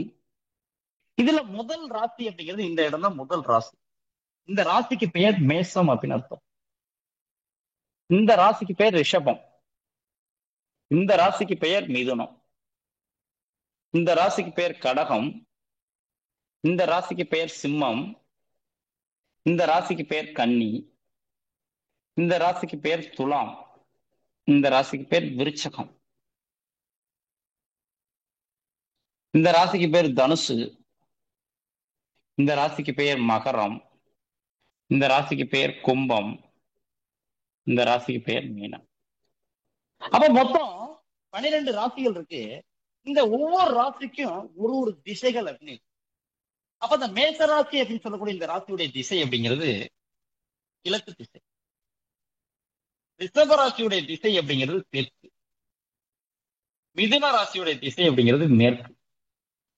கடக ராசியுடைய திசை வடக்கு. அதுவே சிம்ம ராசியுடைய திசை அப்படிங்கிறது கிழக்கு. கன்னி ராசியுடைய திசை அப்படிங்கிறது தெற்கு. துலாம் ராசியுடைய திசை அப்படிங்கிறது மேற்கு. விருச்சக ராசியுடைய திசை வடக்கு. தனுசு ராசியுடைய திசை அப்படிங்கிறது கிழக்கு. மகர ராசியுடைய திசை அப்படிங்கிறது தெற்கு. கும்ப ராசியுடைய திசை அப்படிங்கிறது மேற்கு. மீன ராசியுடைய திசை வடக்கு. அப்ப ஒரு ஒரு ராசிக்கு ஒரு ஒரு திசை அப்படிங்கிறது இருக்கு. அதே போல மொத்தம் இருக்க இந்த 12 ராசிகள் அப்படின்னு இருக்கா அப்படின்னா ஒரு ஒரு ராசிக்கு ஒரு ஒரு ஓனர் அதிபதி அப்படின்னு ஒருத்தவங்க இருக்காங்க. அந்த ஒரு ஒரு ராசிக்கு ஒரு ஒரு அதிபதி அப்படின்னு இருக்காங்க. இதுல இந்த சிம்ம ராசி அப்படின்ற ராசியோட அதிபதி யாருன்னா சூரியன். அதுவே கடக ராசியோட அதிபதி சந்திரன். மிதுன ராசிக்கும் கன்னி ராசிக்கு அதிபதி யாருன்னா புதன். ரிஷபத்திற்கும் துலாமுக்கும் அதிபதி சுக்கிரன்.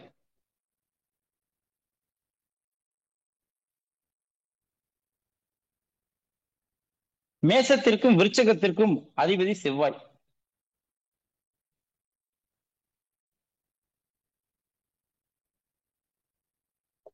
மீனத்திற்கும் தனுசிற்கும் அதிபதி குரு பகவான். அதுவே கும்பத்திற்கும் மகரத்திற்கும் அதிபதி சனி பகவான். அப்போ ஒரு ஒரு இடத்திற்கும் ஒரு ஒரு கிரகத்திற்கும் ஒரு ஒரு ராசிக்கும் ஒருத்தவங்க அதிபதியாக இருந்து செயல்படுகிறாங்க. அப்ப மொத்தம் இந்த 12 ராசிய நம்ம 3 வகையை பிரிக்கிறோம். என்ன அப்படின்னா சரம், பிரம், உபயம் அப்படின்னு சொல்லிட்டு 3ஆ பிரிக்கிறோம். அதுல மேசராசி அப்படிங்கிற ராசி சரராசி, ரிஷப ராசி அப்படிங்கிறது ஸ்திர ராசி, மிதுன ராசி அப்படிங்கிறது உபய ராசி. அதே கடக ராசி அப்படிங்கிறது சரராசி, சிம்ம ராசி அப்படிங்கிறது ஸ்திர ராசி, கன்னி ராசி அப்படிங்கிறது உபய ராசி. துலாம் ராசி அப்படிங்கிறது சரராசி, விருச்சக ராசி அப்படிங்கிறது ஸ்திர ராசி, கன்னி ராசி அப்படிங்கிறது உபய ராசி. மகர ராசி அப்படிங்கிறது சரராசி, கும்பராசி அப்படிங்கிறது ஸ்திர ராசி, மீன ராசி அப்படிங்கிறது உபய ராசி. அப்ப இந்த சரராசி அப்படின்னு சொல்லக்கூடிய மேசராசி, சிம்ம ராசி, கடகராசி, துலாம் ராசி மற்றும் மகர ராசி, இந்த 4 ராசிகளும் சரராசிகள் அப்படின்னு சொல்றோம். இந்த சரராசி அப்படின்னு சொல்லக்கூடிய ராசிகளுக்கு 11ஆம் இடம் பாதகம் செய்யக்கூடிய இடமாக இருக்கும், கெடுதல் ஸ்தானம் அர்த்தம். அதே ரிஷபராசி, சிம்ம ராசி, விருச்சக ராசி மற்றும் கும்பராசி இந்த 4 ராசிகளையும் ஸ்திர ராசிகள் அப்படின்னு சொல்றோம். இந்த ஸ்திர ராசிகள்னு சொல்லக்கூடிய இந்த 4 ராசிகளுக்கும் 9ஆம் இடம் பாதகம் செய்யக்கூடிய இடமாக அமையும். அதுவே உபயராசிகள் என்று சொல்லக்கூடிய மிதுன ராசி, கன்னி ராசி, தனுஷ் ராசி மற்றும் மீன ராசி இந்த 4 ராசிகளுக்கும் 7ஆம் இடம் பாதகம் செய்யக்கூடிய இடமாக அமையும். அப்ப எப்பயுமே யார் ஒருவர் என்ன லக்னமோ அந்த லக்னம் என்ன லக்னமா, சர லக்னமா, ஸ்திர லக்னமா, உபய லக்னமா, யார் ஒருவர் என்ன லக்னமோ அந்த லக்னத்தில் இருந்து அவர்களுடைய பாதக ஸ்தானம் என்னமோ, சர லக்னம்னா 11 ஆகாது, ஸ்திர லக்னம்னா 9 ஆகாது, உபய லக்னம்னா 7 ஆகாது. அப்ப யார் ஒருவர் என்ன லக்னமோ அந்த லக்னத்தில் இருந்து அவங்களுடைய பாதக ஸ்தானம் என்னவோ அந்த பாதக ஸ்தானத்தின் திசை அவங்களுக்கு ஆகாது அப்படின்னா, பாதக ஸ்தானத்துடைய திசையில் எக்கரத்தையும் கொண்டு வீடும் கட்டக்கூடாது, அந்த திசையுடைய மனை வாங்கக்கூடாது. அப்ப அந்த இடத்துடைய அதிபதி, அந்த பாதக ஸ்தானத்துடைய அதிபதிக்கு பெயர் பாதகாதிபதி. அப்ப அந்த பாதகாதிபதி போய் எங்க உட்கார்ந்து இருக்காரோ அந்த திசையும் ஆகாது, அந்த திசையில மனை வாங்கக்கூடாது, வீடு கட்டக்கூடாது. 2 பாயிண்ட் தான். பாதக ஸ்தானத்தின் திசை ஆகாது, பாதக ஸ்தானத்தின் அதிபதி நின்ற திசை. இப்ப யாரோ ஒருத்தவங்க ஒரு ஜாதகம் கொடுங்க, உங்க ஜாதகத்துக்கு எந்த திசை ஆகும் எந்த திசை ஃபர்ஸ்ட் ஆகாது அப்படிங்கிறத பார்க்கலாம். யார் சார் கொடுக்க வர்றீங்க? யார் சார் ஜாதகம் இருக்கு?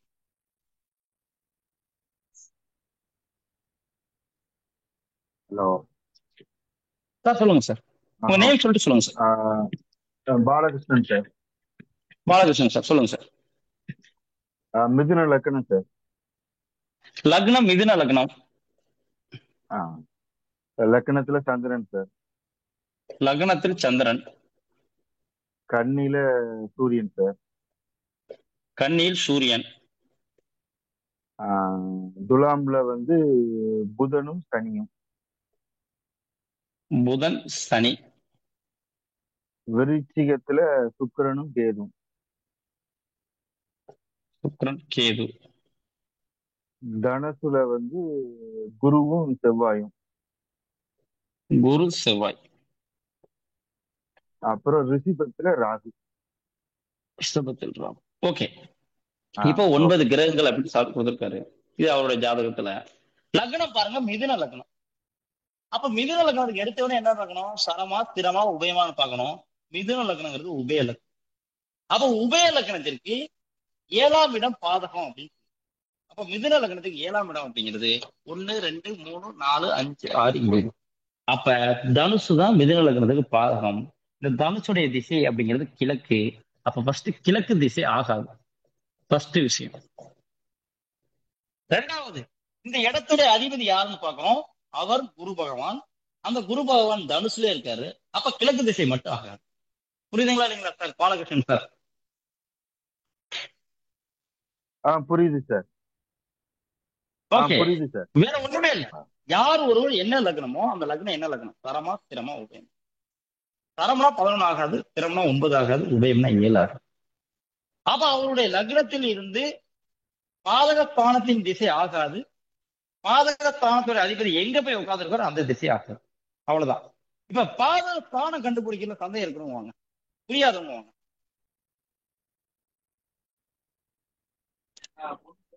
சார் இப்போ அமர்ந்த இடமோட இதுவும் பார்க்கணுமாங்க சார்? 7ஆம் இடமும் பார்க்கணுமா? என்ன மேடம்? சார் 7ஆம் இடம் இப்ப பாதகம்னு சொன்னீங்களேங்க சார், அவருக்கு ஆகாதுன்னு சொன்னீங்கல்ல. அப்ப குருவோட இதையும் பார்க்கணுமாங்க சார்?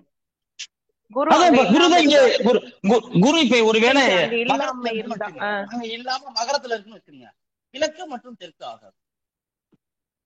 ஓ, 2 திசை ஆகாது. ஓகேங்க சார். ஆகாது. வேற ஒருத்தவங்க ஒரு ஜாதகத்தை கொடுங்களேன்.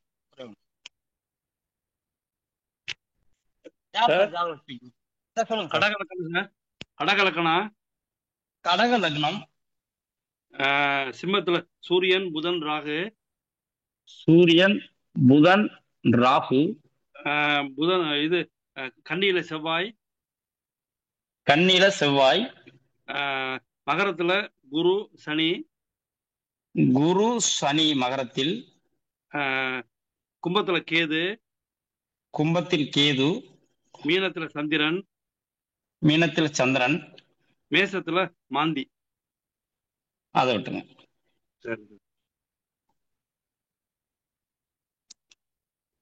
இன்னொரு கிரகம் வரணுமே சார். குரு எங்க சார் இருக்கு? குரு சனி செவ்வாய். குரு சனி மகரம் சார். போட்டிருக்கீங்களா? Okay okay okay. இது வந்து நமக்கு வந்து தரலக்கணம். அது சார் சுக்ரன் சார். சுக்ரன் சொல்லுங்க சார். சார் சுக்ரன் சொல்லுங்க சார். வந்து சுக்ரன் வந்து லக்கணத்துல சுக்ரன் சார். லக்கணத்துல ஓகே. வேற ஒண்ணுமே கிடையாது. இந்த இடத்துல பாருங்க, நல்லா தெளிவா பாருங்க எந்த திசை ஆகாதுன்னு சாருடைய. சார் உங்க பேர் சொல்லுங்க சார். என் பேரு Arumugam sir. Okay sir. Arumugam சாருடைய ஜாதகத்துல யாருடைய எந்த திசை ஆகாதுன்னு பார்க்க போறோம். இதுல பாருங்க, லக்னம் அப்படிங்கிறது கடக லக்னம். அப்ப கடக லக்னங்கிறது தரமா ஸ்திரமா உபயமான்னு பாக்குறோம். அது சரலக்னம். அப்ப 11ஆம் இடம் ஆகாது. அப்ப கடக லக்னத்திற்கு 11ஆம் இடம் அப்படிங்கிறது ரிஷபம் தான். 11ஆம் இடம். அப்ப ரிஷபத்துடைய திசை தெற்கு. அப்ப தெற்கு திசை ஃபர்ஸ்ட் ஆகாதுன்னு முடிவு பண்ணிட்டோம். இதனுடைய அதிபதி யாருன்னு பாக்குறோம். ரிஷபத்தோட அதிபதி சுக்ரன். சுக்ரன் தான் பாலகாதிபதி. அவர் எங்க இருக்காருன்னா கடகத்துல இருக்காரு. கடகத்தோட திசை வடக்கு. அப்ப தெற்கு மற்றும் வடக்கு திசை ஆகாது. புரியுதுங்களா சார்? ஆறுமுகம் சார். புரியுது சார். புரியுது சார். இப்ப ஸ்ரீதேவி மட்டும் புரியுதுங்களா நீங்க சொன்ன விஷயம்? சார் வணக்கம் சார். வணக்கம் சார், சொல்லுங்க சார். சார் இப்போ அதே சுக்ரன் வந்து கீழே மேற்குக்கும் அவர் தானே சார் அதிபதி? சார் அதிபதி இந்த இடத்துல எங்க அமர்ந்திருக்காரு? நான் என்ன சொல்றேன், பாதக ஸ்தானங்கிறது ரிஷபம் மட்டும்தான். அவர் எங்க வேணா அமர்ந்திருக்கட்டும், பாதகாதிபதி சுக்ரன் தான். அதுல மாற்றுக்கிறது கிடையாது. அங்க இங்க துலாமுலையா சுக்ரன் இருக்கலையே இல்லையே. புரியுதுங்க. இப்ப ஓகே, புரியுதுங்க. அமர்ந்த இடம் மற்றும் பாதக ஸ்தானம் தான் நமக்கு முக்கியம். நன்றி. நன்றி நன்றி. சார் இந்த லக்னம் வந்து மகர லட்சத்துல இருக்கு ஒருத்தவங்களுக்கு. புரியல புரியல அப்போ மேடம். இப்போ லக்னம் வந்து மகர லக்னம்னு ஒரு ஜாதகத்துல இருக்குது. ஓகே. அப்போ நம்ம அது வந்து சரத்துல இருக்கு. அப்போ மகர நம்ம லக்னத்துக்கு 11ஆம் இடம் விருச்சிகம். விருச்சிகத்தோட திசை வடக்கு. 11ஆம் இடம் வடக்கு ஆகாது. இல்ல சார், நான் என்ன கேக்குறேன்னா அது எப்படி நம்ம கவுண்ட் பண்ணணும்? இங்க இருந்து கும்பத்துல இருந்து 11வது இடம் கும்பத்துல 11 இருந்து கவுண்ட் பண்ணக்கூடாது, மகரத்துல இருந்தே கவுண்ட் பண்ணணும். கடகத்துல இருந்து கடகத்துல இருந்து கவுண்ட் பண்றோம். லக்னம் கடகம் தானே. 1 2 3 4 5 6 7 8 9 10 11 அப்பதானே சொல்றோம். இல்ல சார், இப்போ வந்து இப்போ மகரத்துல இருந்து கவுண்ட் பண்றோம். மகரம் கும்பம் மீனம் அதுல இருந்து போகவா இல்ல கீழே வந்து அப்படி கிளாக் வைஸா ஆன்டி மேடம் கிளாக் இதாச்சும் நம்ம எதுவோ அதே முதல் வீடு, அதுல இருந்தே ஒண்ணு அதே ஒண்ணு. அதான் சார், அதுல இருந்து அடுத்த மகரத்துல மகரம் 1 கும்பம் வந்து கும்பம் 2 அப்படி 2 அப்படிதான் போடணும். அப்படிதான் மீனம் வந்து 3 மேஷம் அப்படிதான் 4 போடணும். அப்படி போடுறப்ப 11வது வீடா விருச்சகம் வரும் உங்களுக்கு மகரத்துக்கு.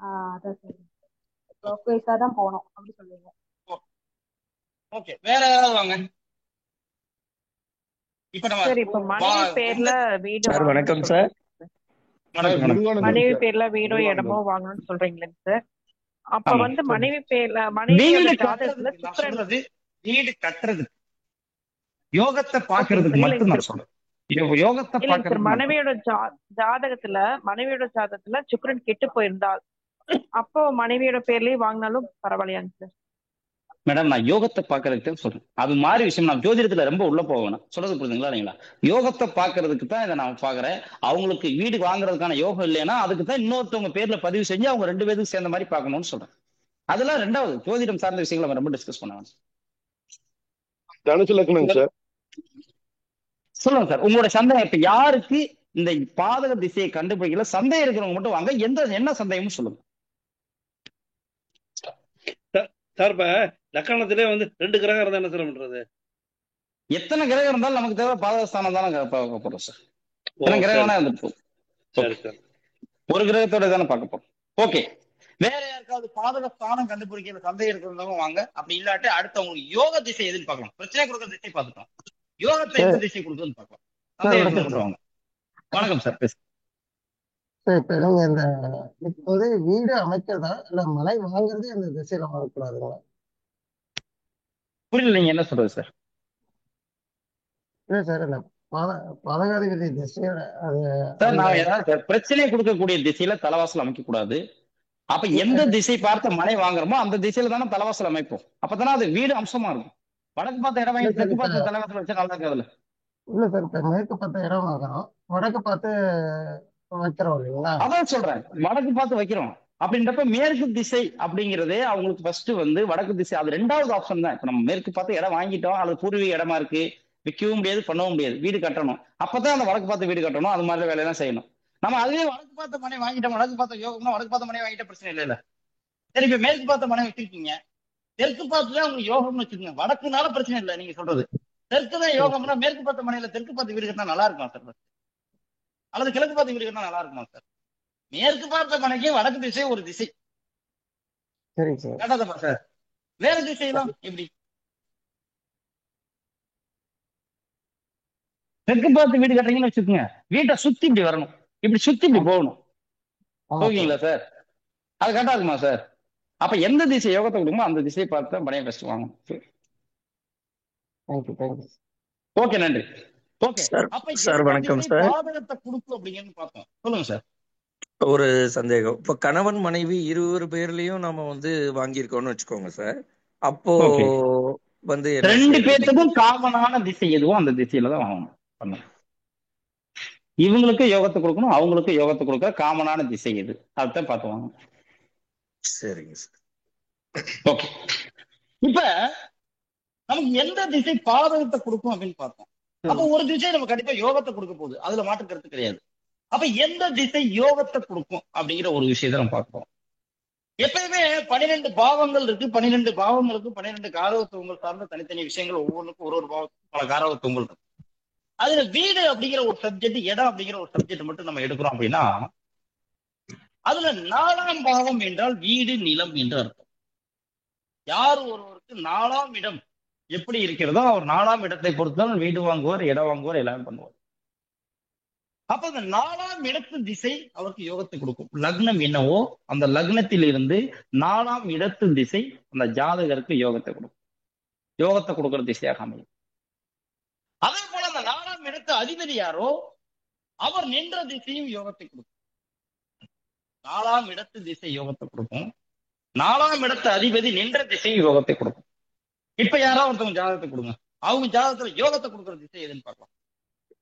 சார் சிம்ம லக்னம்.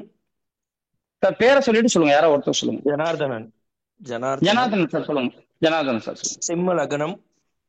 சிம்ம லக்னம். லக்னத்திலேயே புதன் சுக்கிரன். லக்னத்துல புதன் மற்றும் சுக்கிரன். 3ஆம் இடம் சனி. 3ஆம் இடத்துல சனி. 4ஆம் இடம் செவ்வாய் கேது. செவ்வாய் கேது. 5ஆம் இடம் வியாழன். 5ஆம் இடம் குரு. குரு. 6 சந்திரன். 6 சந்திரன். 10 ராகு. 10ல ராகு சார். ஆமாங்க சார், 10 ராகு. 10ல ராகு. ஓகே. 12 சூரியன். ஓகே.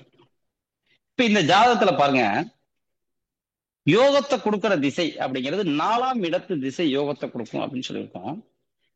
அதே போல 4ஆம் இடத்து அதிபதி நின்ற திசை யோகத்தை. அப்ப 4ஆம் இடத்து திசை அப்படிங்கிறது விருச்சகம். விருச்சகத்தோட திசை வடக்கு. அப்ப ஃபர்ஸ்ட் வடக்கு திசை யோகத்தை கொடுக்கும். முதல் பாயிண்ட். 2வது விஷயம், 4ஆம் இடத்து அதிபதி செவ்வாய் இவர் விருச்சகத்திலே இருக்கு. அப்ப வடக்கு திசை மட்டும் யோகத்தை கொடுக்கும். புரியுதுங்களா சார்? 2வது ஒரு விஷயம் புரிஞ்சுது சார்.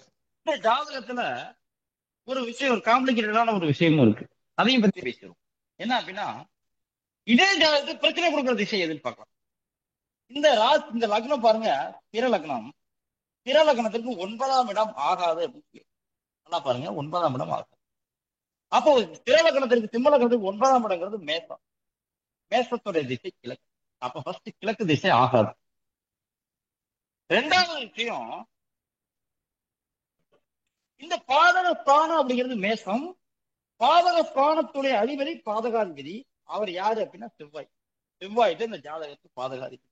அப்ப செவ்வாய் பாதகாதிபதி நின்ற திசையும் ஆகாது. அப்ப இதுல செவ்வாய் எங்க நின்றுருக்கு அப்படின்னா விருச்சகத்துல நின்றுருக்கு.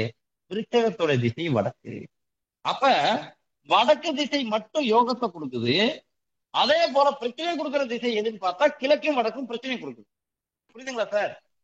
ஒரே திசை யோகத்தை கொடுத்து அதே திசை பாதகத்தையும் கொடுத்தால் அந்த திசை பாதக திசையாகத்தான் எடுத்துக்கணும், யோக திசையை எடுத்துக்கூடாது. அப்ப இந்த ஜாதகத்துல ஒரு திசை தான் யோகத்தை கொடுத்துச்சு, அந்த ஒரு திசையுமே பாதகத்துக்கு வரனால இந்த ஜாதகருக்கு யோக திசை அப்படிங்கிறதே கிடையாது. கிழக்கும் வடக்கும் பாதக திசை, தெற்கும் மேற்கும் நடுநிலை திசை. அப்ப இந்த ஜாதகர் வீடு கட்டணும்னா எக்காரணத்தை கொண்டும் நடுநிலை திசையான தெற்கு திசையிலோ மேற்கு திசையை தான் எடுத்துக்கணும். கிழக்கு திசையிலும் வடக்கு திசையிலும் எக்காரணத்தை பண்ணக்கூடாது. புரியுதுங்களா இல்லைங்களா சார்? ஒண்ணு யோக திசையில பண்ணணும், அப்படி இல்லாட்டி நடுநிலை திசையை பார்க்கணும். எக்காரணத்தை கொண்டு பாதக திசையை எடுத்துக்கூடாது. ஒரே திசை யோகத்தை கொடுத்து அதே திசை பாதகத்தை கொடுத்தா அது பாதக திசையை எடுத்துக்கணும். சரிங்க சார், புரிஞ்சது சார். நன்றிங்க சார். ஓகே, வேற யாராவது வாங்க. இப்ப நான் பார்த்த விஷயத்துல சந்தேகம் இருக்கணும், மணியன் சார் பேசுங்க சார். சார் இப்போ அது இல்ல அடுத்த ஜாதகத்துக்கு சொல்றது இல்ல சந்தேகம் இருக்கா சார் உங்களுக்கு? இதுல சந்தேகம் இல்லை சார். ஓகே சார், புரிதலுக்காக நம்ம ஜாதகம் எக்ஸ்பிளைன் பண்றது புரிதலுக்காக வேற ஒண்ணும் இல்லை சார். அதாவது எப்பயுமே ஒருத்தவங்களுக்கு பாதக திசையை கண்டுபிடிக்கணும் அப்படின்னா அவங்களுக்கு ஸ்தரமா இருந்தா 11 ஆகாது, ஸ்திரமா இருந்தா 9 ஆகாது, உபயமா இருந்தா 7 ஆகாது. அப்ப பாதக ஸ்தானத்துடைய திசை எதுவோ அது ஆகாது. அந்த பாதக ஸ்தானத்துடைய அதிபதி நின்ற திசையும் ஆகாது. அதை எந்த திசை ஆகும் அப்படின்னா 4ஆம் இடத்து திசை யோகத்தை கொடுக்கும். அதே போல 4ஆம் இடத்து அதிபதி நின்ற திசை யோகத்தை கொடுக்கும். அப்ப பாதகத்தை கொடுக்கறது யோகத்தையும் கொடுக்கறது ரெண்டும் ஒன்னா வந்துட்டா நம்ம அதை பாதக திசையாத்தான் எடுத்துக்கணும், யோக திசை எடுத்துக்கூடாது. அப்ப பாதக திசை எது, யோக திசை எது அப்படின்னு எடுத்துட்டு நடுநிலை திசை எது அப்படின்னு பார்க்கணும். ரெண்டுலயே வராது நடுநிலை திசை. அப்ப ஒண்ணு யோக திசையில வீடு கட்டலாம், அது இல்லாத பட்சத்தில் நடுநிலை திசையில கட்டலாம். ஆனா எக்காரணத்தை கொண்டும் நாம பாதக திசைக்கு போயிருக்கணும். ஓகே, வேற இப்ப நடந்த சப்ஜெக்ட்ல சந்தேகம் சார். ஒண்ணு சார், இப்ப பாத்துட்டீங்கன்னா இப்ப வந்து ஒரு கிரகம் வந்து 2 வீடு இருக்குதுங்க. இப்ப சுக்கிரன் ஓகே எடுத்துட்டோம்னா 2 வீடு இருக்குது. ரிஷபம் ஆமா வந்து துலாம் இருக்குது. இப்ப இப்போ இன்னுமே வந்து இன்னுமே இப்ப நம்மளுக்கு நம்ம பாத சாஸ்திரத்துல இப்போ பாருங்க, வந்து இப்ப நம்மளுக்கு செவ்வாய் வந்து ரெண்டுலயுமே இருக்குல்ல. ஆமா சார், இல்ல நான் அதான் கேட்கறேன். இப்போ சுக்கிரன் வந்து பாத்துட்டீங்கன்னா துலாத்துல வந்து மேற்கு வந்து திசை வந்து நம்மளுக்கு ஆகுதுன்னு வைங்க. அதே பார்த்தா ஓகே தெற்கு வந்து ஆகாதுன்னு சொல்லி இது பண்ண முடியுமா சார்? சுக்கிரன் தான் சார் அது பண்ணிக்கலாம் சார். அதிபதி. தெற்கு ஆகாதா? இப்ப அதுக்கு முன்னாடி ஜாதகம் பாத்துங்க. கடக லக்னத்திற்கு 11ஆம் இடம் ஆகாது, தெற்கு திசை ஆகாது. அதுவே சார் அது அவருக்கு பாருங்க, பாதகாதிபதி சார். பாதகாதிபதினால தெற்கு திசை ஆகாது சார். அடுத்த ஆமா திசை சார், பாருங்க, அவருக்கு அதே ஜாதகத்துக்கு கடக லக்னத்துக்கு 4ஆம் இடங்கிறது துலாம். துலாமுடைய திசை ஆமா மேற்கு திசை, மேற்கு திசை ஆகுமே, பிரச்சனையே கிடையாது. ஆனா அதுதான் சார். சுக்கிரன் நின்ற திசை பார்க்கணும். அப்ப சுக்கிரன் ஒருவேளை இப்ப இங்க இருக்குன்னு வச்சுக்கோங்க, சுக்கிரன் இங்க இருக்காருன்னு வச்சுக்கோங்க. அப்ப நம்ம என்ன சரி சார், எடுத்துக்கணும்? தெற்கு மற்றும் கிழக்கு ஆகாதுன்னு எடுத்துக்கணும். ஓகேங்களா சார்? அதான் சார் கேட்கறேன், அதான் அப்ப கேட்கறேன். அதுல பாருங்க, தெற்கு மற்றும் கிழக்கு ஆகாதுன்னு எடுத்துக்கணும். அடுத்து இன்னொரு கான்செப்ட் என்னன்னா, அதே சுக்கிரன் நமக்கு இங்க இந்த நமக்கு யோகத்துல போகிறப்ப 4ஆம் இடத்து அதிபதி நின்ற திசையும் ஆகும்னு சொல்லியிருக்கோம். அப்ப 4ஆம் இடத்து அதிபதி சுக்கிரன் தான், அவர் இங்க இருக்காரு. அப்ப கிழக்கு மற்றும் மேற்கு ஆகும்னு எடுக்கிறப்ப கிழக்கும் சரி 2 சார், பக்கமும் வரனால கிழக்க யோக திசையை விட்டுறணும், பாதகத்துக்கு மட்டும் தான் எடுத்துக்கணும். அப்ப மேற்கு மட்டும் யோகம், தெற்கும் கிழக்கும் பாதகம், வடக்கு வந்து நடுநிலை. புரியுதுங்களா இல்லைங்களா sir? Okay sir, okay sir, okay. Okay okay, நன்றி. வேற வாங்க, இப்ப சார் நடந்த அது சப்ஜெக்ட் இன்னொரு ரீதியா தடவை சந்தேகம் வாங்க. சார் இன்னொரு தடவை வேற சொல்லலாமா ஒண்ணுமே இல்ல சார். அதாவது இன்னொரு விஷயம், வேற ஒண்ணுமே கிடையாது. ஒரு விஷயம் தெளிவா உருவாக்கிங்க. ஒரே திசை பாதகத்தையும் கொடுத்து யோகத்தையும் கொடுத்து அதை பாதக திசையத்தை எடுத்து, வேற எதுவுமே கிடையாது. ஓகே சார் இப்ப இது ஆஹ், யோக திசையா இருந்தாலும் சரி பாதக திசையாலும் சரி, அந்த வீடு பிளஸ் அவர் நின்ற அதிபதி நின்ற வீடு ரெண்டுத்தையும் எடுத்துக்கணும், அவ்வளவுதான். அவ்வளவுதான் சார், வேற எதுவுமே கிடையாது. ஓகே வேற ஏதாவது இப்ப நம்ம பார்த்த விஷயங்கள் யோக திசை பாதக திசையை கண்டுபிடிக்கிறதுல சந்தேகம் இருக்கிறவங்க. சார் வணக்கம் சார். வணக்கம் மேடம். சார் எனக்கு வந்து துலா லக்னம் சார். ஓகே லக்னத்துல குரு. ஓகே எனக்கு இல்ல சந்தேகத்தை பேசுங்க. பாதகாதிபதி வந்து சூரியன், அது 9ல நிக்குது, மேற்கும் ஆகாது கிழக்கும் ஆகாது. 4ஆம் இடம் வந்து சனி. ஒரே ஒரு நிமிஷம் மேடம். துலாம் லக்னம்ங்கிறது சர லக்னம். அப்போ உங்களுக்கு கிழக்கு திசை ஆகாது ஃபர்ஸ்ட். ஓகேங்களா மேடம்? சிம்மம் அது பிரச்சனை கிடையாது. சனி கிரகம் வந்து இதுல மேஷத்துல நிக்குது, 4ஆம் இடம். ஓகே அப்ப வந்து கிழக்கு வந்து எப்படி, கிழக்கு பார்த்து தான் நான் வீட்டுல இருக்கேன். கிழக்கு ஆகாது தானே உங்களுக்கு வந்து ஆகிற திசை அப்படிங்கிறது, வேற எதுவுமே கிடையாது. உங்களுக்கு தெற்கு திசை மட்டும்தான் ஆகும், ஏன்னா அதான் 4ஆம் இடத்து திசை. ஓகேங்களா மேடம்? தெற்கு திசை தான் உங்களுக்கு நல்ல திசை. லக்னம் துலாம் லக்னத்துக்கு தெற்கு திசை மட்டும் தான் நல்ல திசை. ஏன்னா இந்த இடத்தோட அதிபதி சனி பகவான் நீங்க உங்களுக்கு இங்கே இருக்குன்னு சொல்லிட்டீங்க. அப்ப சனி பகவானுடைய கிழக்கு திசை இங்கேயே ஆகாது. இன்னொரு விஷயம் என்னன்னா, உங்களுக்கு கிழக்கு திசை வந்து யோகத்திலேயே வரும் பாதகத்திலேயே வரும். அப்போ ஒரே திசை யோகத்திலேயே வந்து பாதகத்திலேயே வந்துச்சுன்னா, ஏன்னா இங்க பாதகாதிபதி திசையாக வந்துருச்சு சிம்மத்துக்கு. அப்ப வேற எதுவுமே கிடையாது. ஒரே திசை யோகத்துக்கு பாதகத்துக்கு வந்தா அதை பாதக திசையத்தை எடுத்துக்கணும். உங்களுக்கு யோக திசை தெற்கு மட்டும்தான். சரி. ஓகே வேற ஏதாவது வாங்க. சார் இப்ப விருச்சிக லக்னத்துக்கு 9வது இடம் வந்து, அதாவது ஸ்திர லக்னம் 9 வந்து பாதகாதிபதி ஆஹ் வடக்கு திசை. ஆமா சார். அது ஆகாது. இப்ப சந்திரன் வந்து எங்க இருக்காருன்னா மீனத்துல இருக்காரு. இப்ப அவருடைய ஓகே திசையும் எடுக்கணுமா? மீனத்துல என்ன இருக்கு? வடக்கு. அப்ப வடக்கு திசை மட்டும் ஆகாது, அப்படி எடுத்துக்கணும். சார் ஆமா சார், அவ்வளவுதான். வடக்கு திசை மட்டும் ஆகாது. அவங்களுக்கு விருச்சிக லக்னத்துக்கு 4ஆம் இடங்கிறது கும்பம். கும்பத்தோட திசை மேற்கு திசை ஆகும். சனி பகவான் எங்க இருக்கிறாரோ அந்த திசையும் ஆகும். அவ்வளவுதான். கும்பத்திலேயே தான் சார் இருக்காரு. கும்பத்திலே இருக்கு. அப்ப மேற்கு திசை சூப்பர். அவர் மட்டும்தான் ஆகும். அப்போ சார் ஆமா இன்னொரு மத்த 2 திசை வந்து நடுநிலை அப்படிங்கிறவங்க நடுநிலை திசை, அவ்வளவுதான் நடுநிலை திசை. இப்ப அதுல நம்ம எது பண்ணாலும் ஒன்றும் ப்ராப்ளம் வராது. நடுநிலை பிரச்சனை இல்லை. நடுநிலை திசையில நம்ம அருமையா வீடு கட்டிக்கலாம். பிரச்சனை கிடையாது சார். Okay sir, thank you. பிரச்சனை கிடையாது. ஓகே சார் வணக்கம் சார், ஜனார்தனன் பேசுறேன் வணக்கம் சார். சார். வணக்கம் சார் சார். இன்னொரு சந்தேகம். இப்ப 4ஆம் சொல்லுங்க சார். இடம்ல வந்து பாத்தீங்கன்னா எந்த கிரகமும் இல்ல அப்படின்னா அவங்களுக்கு எந்த திசை? இப்போ நாளை நம்ம ஏன் எந்த கிரகம் இல்லாட்டி போதும், அதிபதி தான் நம்ம எடுத்துக்கிறோம். எந்த கிரகம் இல்லாட்டி என்ன சார் நமக்கு? 4ஆம் இடத்துல ஓகே அதிபதி ஓகே இருக்காருல்ல. ஒரு வீட்டுல அதிபதி கண்டிப்பா இருப்பார்ல. ஓகே கிரகம் இல்லாத ஓகே முக்கியம். ஓகே ஓகே ஓகே நன்றி நன்றி. சரி. ஓகே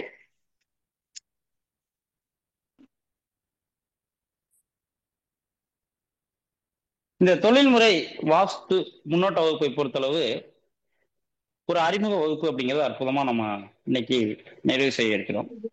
அப்ப நம்ம வகுப்பு சார்ந்த தகவல்கள் கொஞ்சம் நம்ம ஷேர் பண்ணிடலாம்.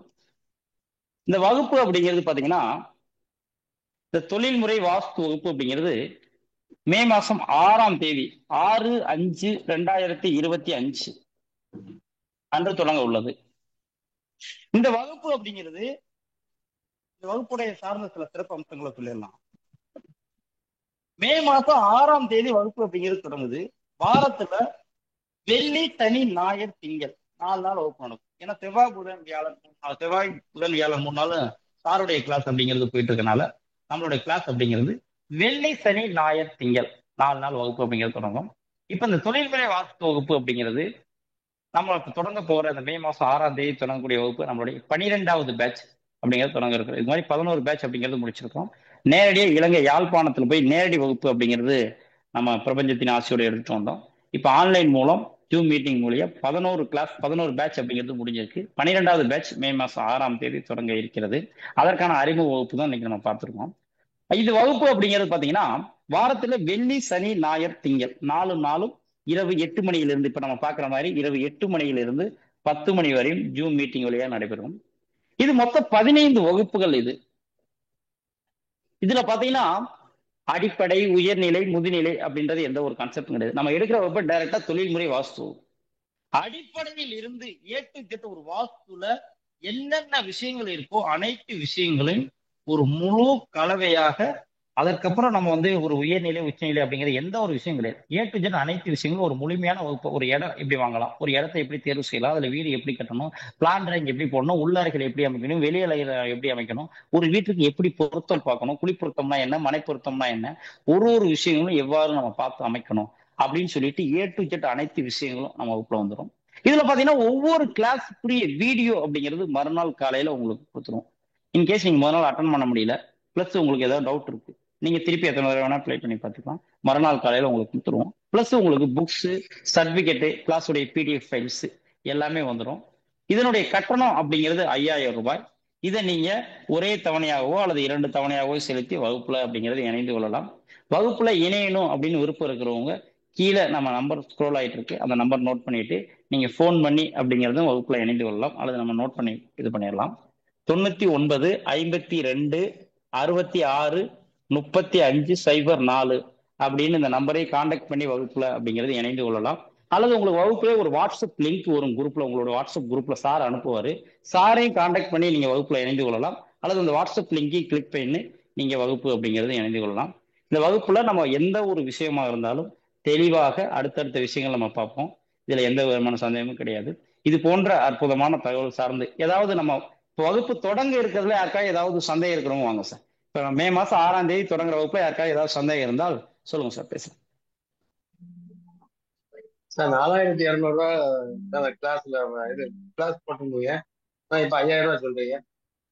4200 ரூபான்னு போட்டுருக்க மாட்டாங்களா சார்? அது நியூமராலஜி கிளாஸா இருக்கும். இல்ல சார், அது நியூமராலஜி கிளாஸ் வாஸ்து கிளாஸ் தான் சார் போட்டிருக்காங்க. எங்களுக்கு இல்லை, family நம்மளுடைய வகுப்பு அப்படிங்கிறது வந்தது. 4200 ரூபாய்க்கு இல்லை சார். அது ஏதோ தவறா பார்த்திருப்பீங்க. நம்மளோட வகுப்பு இது மாதிரி 12 பேட்ச் நடந்திருக்கு, எல்லாத்துலயும் 5%. ஓகே, வேற யாராவது வாங்க. வகுப்பு சார்ந்த ஏதாவது சந்தேகம் இருக்கிறவங்க 15 நாள் மட்டுங்களா சார் கிளாஸ்? 15 நாள் மேடம், 15 நாள் மேடம். அது இல்லாம நமக்கு என்னன்னா வகுப்புல 15 நாள்ல A to Z அனைத்து விஷயங்களும் முடிஞ்சிடும். அது இல்லாம மாசம் மாசம் நம்ம நம்மள்ட்ட படித்த மாணவர்களுக்கு மட்டும் கேள்வி பதில் நிகழ்ச்சி அப்படின்னு நடத்தும். மாசம் மாசம் படித்த மாணவர்களுக்கு மட்டும் அதுல அவங்க சார்ந்த சந்தேகங்கள், ஏன்னா தொழில்முறை வாஸ்து படிக்கிறப்ப ஒரு இடத்துல தொழில்முறையா போறப்ப அவங்க ஃபேஸ் பண்ற இஷ்யூஸ், ஏற்படுற சந்தேகங்களை வகுப்புல கலந்து கொண்டு அந்த சந்தேகங்களை நிவர்த்தி செஞ்சுக்கலாம். அது முழுக்க முழுக்க ஃப்ரீ தான் அந்த கிளாஸ். மாசத்துல ஒரு தடவை நடக்கும். அது இல்லாம அவங்களுடைய புக்ஸ் கொடுத்துருவோம். புக்ஸ், சர்டிபிகேட் எல்லாமே ஃப்ரீ தான். Okay, thank you sir. Okay, fine. வேற ஏதாவது வகுப்பு சார்ந்த சந்தேகங்கள் இருக்கிறவங்க வாங்க. ஓகே, நம்ம வகுப்பு அப்படிங்கிறது இப்போதைக்கு நம்ம நிறைவு செஞ்சுக்குவோம். மீண்டும் நம்ம மே மாசம் 6ஆம் தேதி அப்படிங்கிற ஒரு அற்புதமான தருணத்துல சந்திக்கும் வரை உங்களிடமிருந்து விடைபெறுவது நான் உங்கள் அஷ்டவாஸ்து சதீஷ்குமார். இறைவழி செல்வோம், வாழ்வில் வெற்றி பெறுவோம். நன்றி, வணக்கம். நன்றி சார். நன்றி சார். நன்றி சார். நன்றி. தேங்க்யூ. நன்றி. நன்றி சார். நன்றி. அனைவருக்கும் நன்றி. அனைவருக்கும் நன்றி. அற்புதமா இருந்தது சார். ரொம்ப நன்றி சார். நன்றி சார், நன்றி.